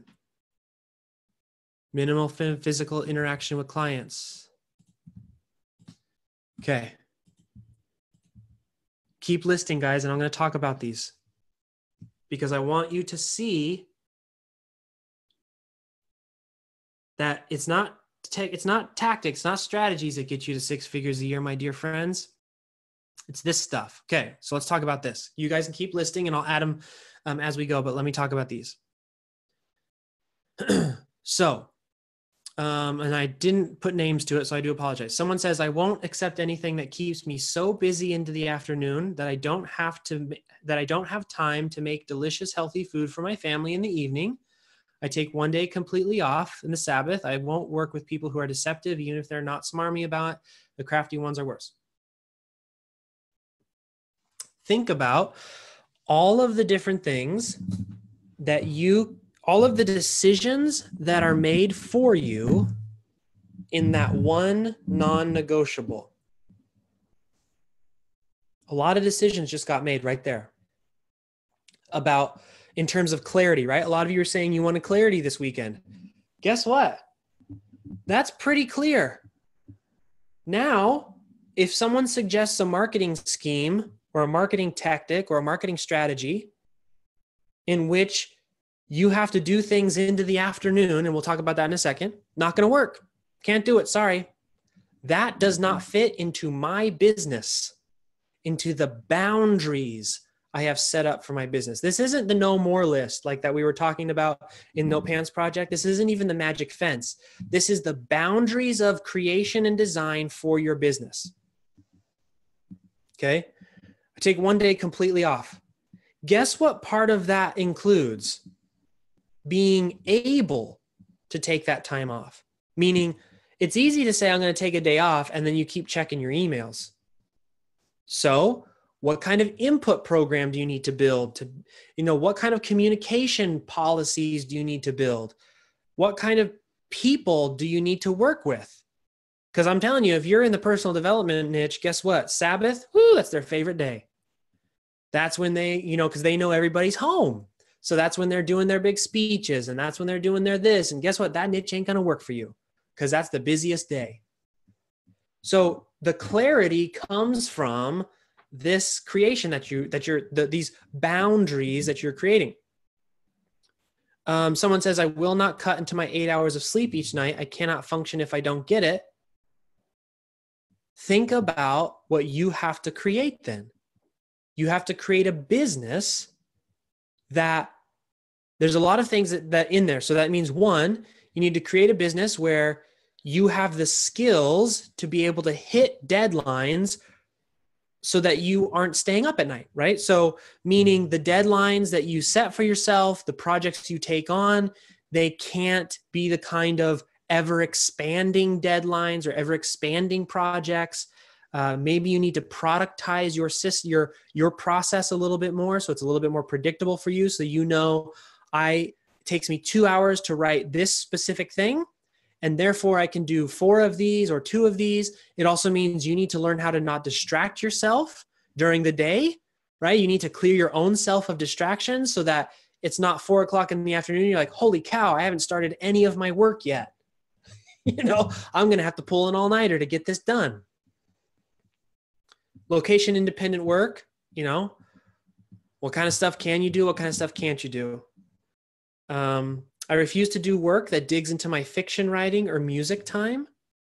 So what does that mean? Does it mean you do fiction first and then client work later? If so, how much client work? How much fiction writing are you going to do? If you want to hit this certain level of income and you've plotted it out specifically and okay, well, I have to make this much in 2, 3, 4 hours a day. And guess what? Decisions are made for you. Meaning you got to raise your price. You got to have that collision. If you have that collision and it turns out nobody wants to pay those prices in that niche, guess what? New niche or new service or whatever that process is. So you set up the bounds by which the business grows, and then you let it grow. It's no different than gardening. There's lots of different ways to garden. One is to make nice, neat rows and say, carrots, you grow here. There's also, here's a handful of carrot seeds. Let me just throw it into an open field and we'll see what we get. I personally prefer running a business that is carrots, you grow here. They still grow. It's a false assumption that by creating bounds, you are somehow limiting the growth of your business. It's not true. All right, let me take a look at some more of these.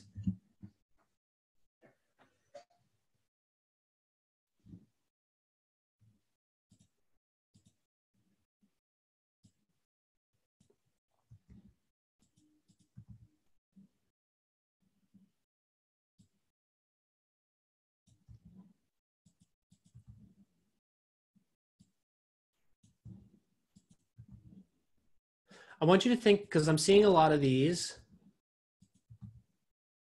and I want to remind you of something that we talked about earlier.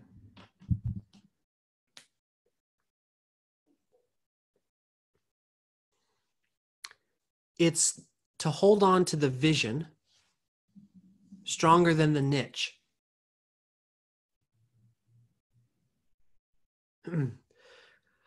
There's a lot more flexibility in niche than there is in these non-negotiables. Wouldn't you agree?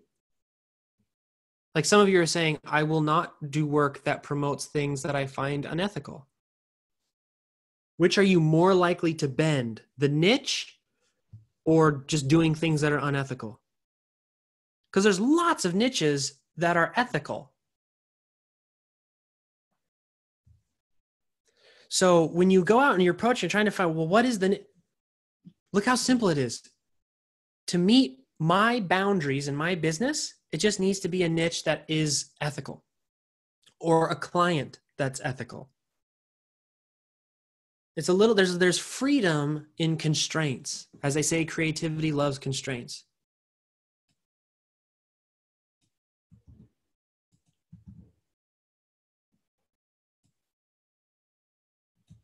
Also, a lot of this stuff, you guys, is internal. Meaning, for example, checking email, replying once per day, that's a belief thing. And you say, no, my clients email me all the time. Email them back once a day. Try it next week. Email them back once a day. Have the collision. Have the collision. Some will break against the rocks and they will say, this isn't going to work for me anymore. And some won't say anything. And I have found most don't say anything. So if it's stuff like that, it might just be an issue of collision that you need to have.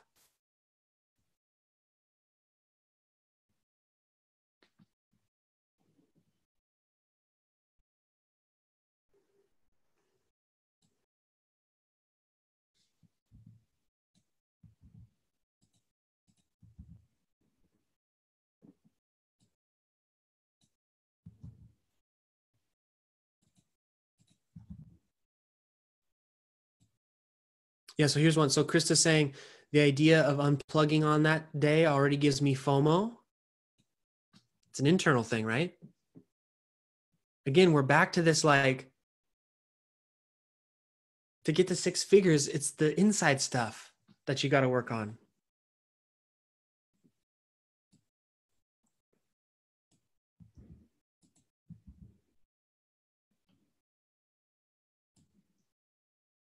Now, let's say, for example, for Patty, I'll no longer take on project management and process creation for clients who won't allow the time or spend the money to allow me to fix what's broken. Now, how does this add clarity to her next steps? Well, there's a couple things. One is now she says, okay, this is what I want. Let me look at what I've been doing that has, or what situations arose that maybe got me into this place, or what I anticipate will happen. Let me now objectively analyze what would prevent that from happening in the future, and let me make that part of my business. So maybe it's this simple. When I have a discovery call, I will ask them a collision question. It will make me nervous to ask them because I might lose them as a client. I'm going to make myself vulnerable.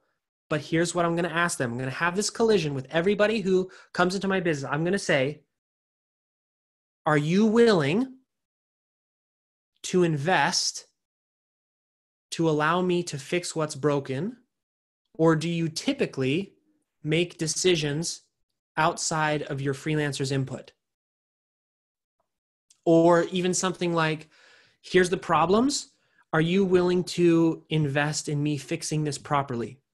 And being straightforward.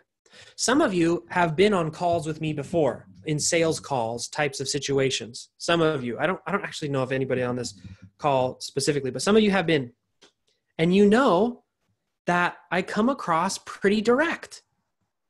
What I'm doing is I'm having the collision to prevent this stuff because it's my own bounds.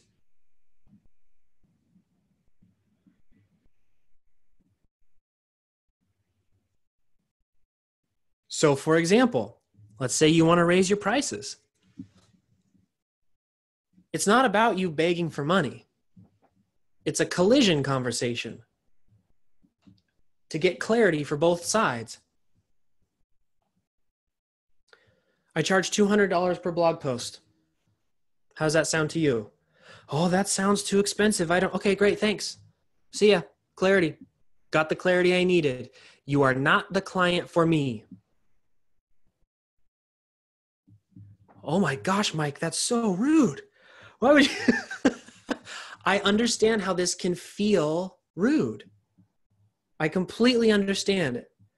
But to be a leader, sometimes you have to be the one who causes the collisions because both parties want clarity. It's not just you who wants clarity. The client wants to know, can I afford this person? Are they going to actually contribute? How's this going to work? And if you've got these boundaries and you've got your vision and you've got all these things going on, and you know where you're going, you know what direction you're heading, you're trying to figure this out, and then the clarity is a service more than anything.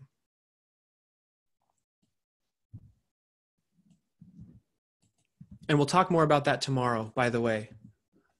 Conversations and how to approach them. But, you know, the reason why we didn't start with that is because I need you guys to have this internal work. Otherwise, I'm just going to give you a bunch of scripts and you're going to take the script and you're going to be like, oh, okay, well, you know, and you're going to say it half-heartedly. You got to understand what is going on.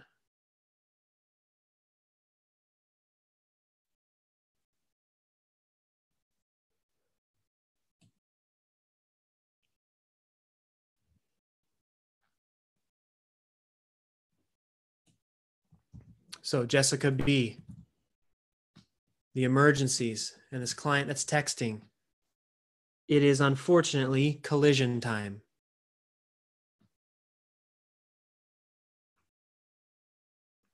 It is unfortunately collision time in that situation.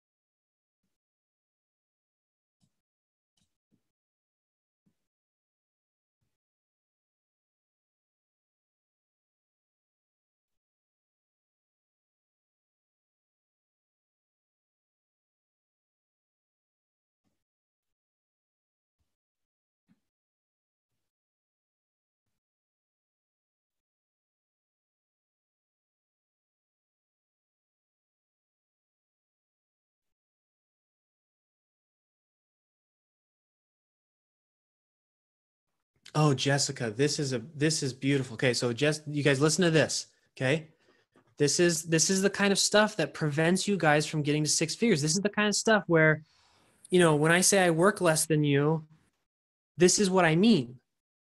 So Jessica says, man, I'm still avoiding talking about prices on the calls.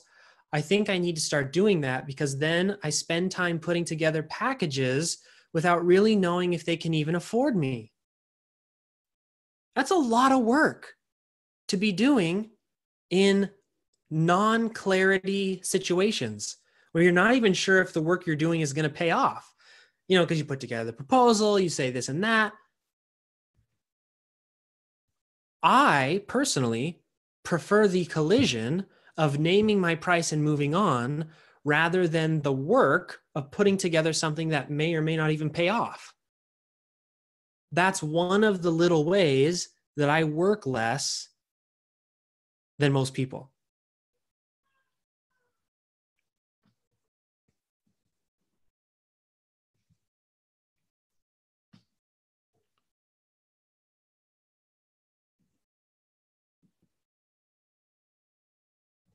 And Patty has a good option. Ask them what their budget is. The collision doesn't mean rude and aggressive. I want to make sure that that's, please use tact. Please be kind. Please be empathetic. But like Patty, for example, the way that she does it is she says, on the call, I just ask them for their budget. That's still a collision. Like we're still going straight for, we need clarity. So let's have the clarity discussion. What is the budget that you have? I will put together what I can offer you within that budget. That at least has more clarity than anything else, right? Than throwing out numbers or anything like that. So, one, be graceful, use tact, be kind to other humans, don't burn bridges. That's not what I'm talking about. Be a good person, all that kind of good stuff. And you don't have to necessarily, I don't expect you to be where I'm at in my ability to have collision conversations because it's taken me 10 years of practicing this stuff.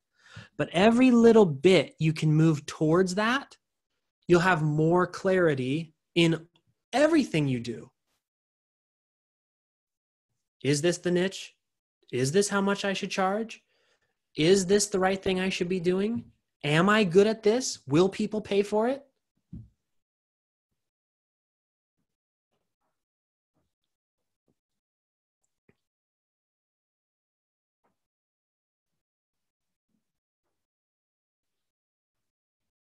Yeah, Laura says you got to be clear to be kind. Okay, my dear friends, it is 2:05.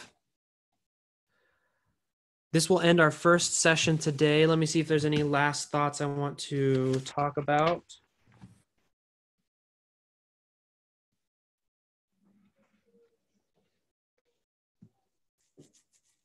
Okay, so on this last point, and then we'll do a quick recap. So bringing this back to achievement versus sustainability and fulfillment. You may be able to, under duress, work outside of these bounds, but it won't last. Okay, it's not going to last. So take this stuff very, very seriously. These are your bumpers. Your non-negotiables are the bumpers within which you build your business. And to bring this all full scale or full circle, let me see here. Just making some notes for tomorrow. Make sure we cover some stuff. So we covered the inner game today because if you don't understand how to use a tool, the tool is useless. Tomorrow we will talk about tools now that we know how to use them. All right, my dear friends. So that is that's the quick recap of everything that we did today. I will send you the replays and everything for once this is all done, probably next week. Tomorrow, be prepared for more work. Tomorrow we're going to be a lot more strategic though. So I won't be hitting you with 2 days of emotional stuff. It'll be more strategic. We'll talk about conversations, pitches, all these sorts of things, and you can think of them from this way of being and thinking, from this internal standpoint. This is how we're going to raise our prices, how we're going to make more money, et cetera, et cetera. And tomorrow's session will start at 10 o'clock as well. And see, I think there's nothing else. Just bring a pen and paper and we will rock and roll. So I'll see you guys tomorrow. Hope you have a great rest of your Saturday. And I'll see you at 10 o'clock. 10 a.m. Pacific time is when we're going to be rocking this out. All right. All right, my friends. I'll talk to you later.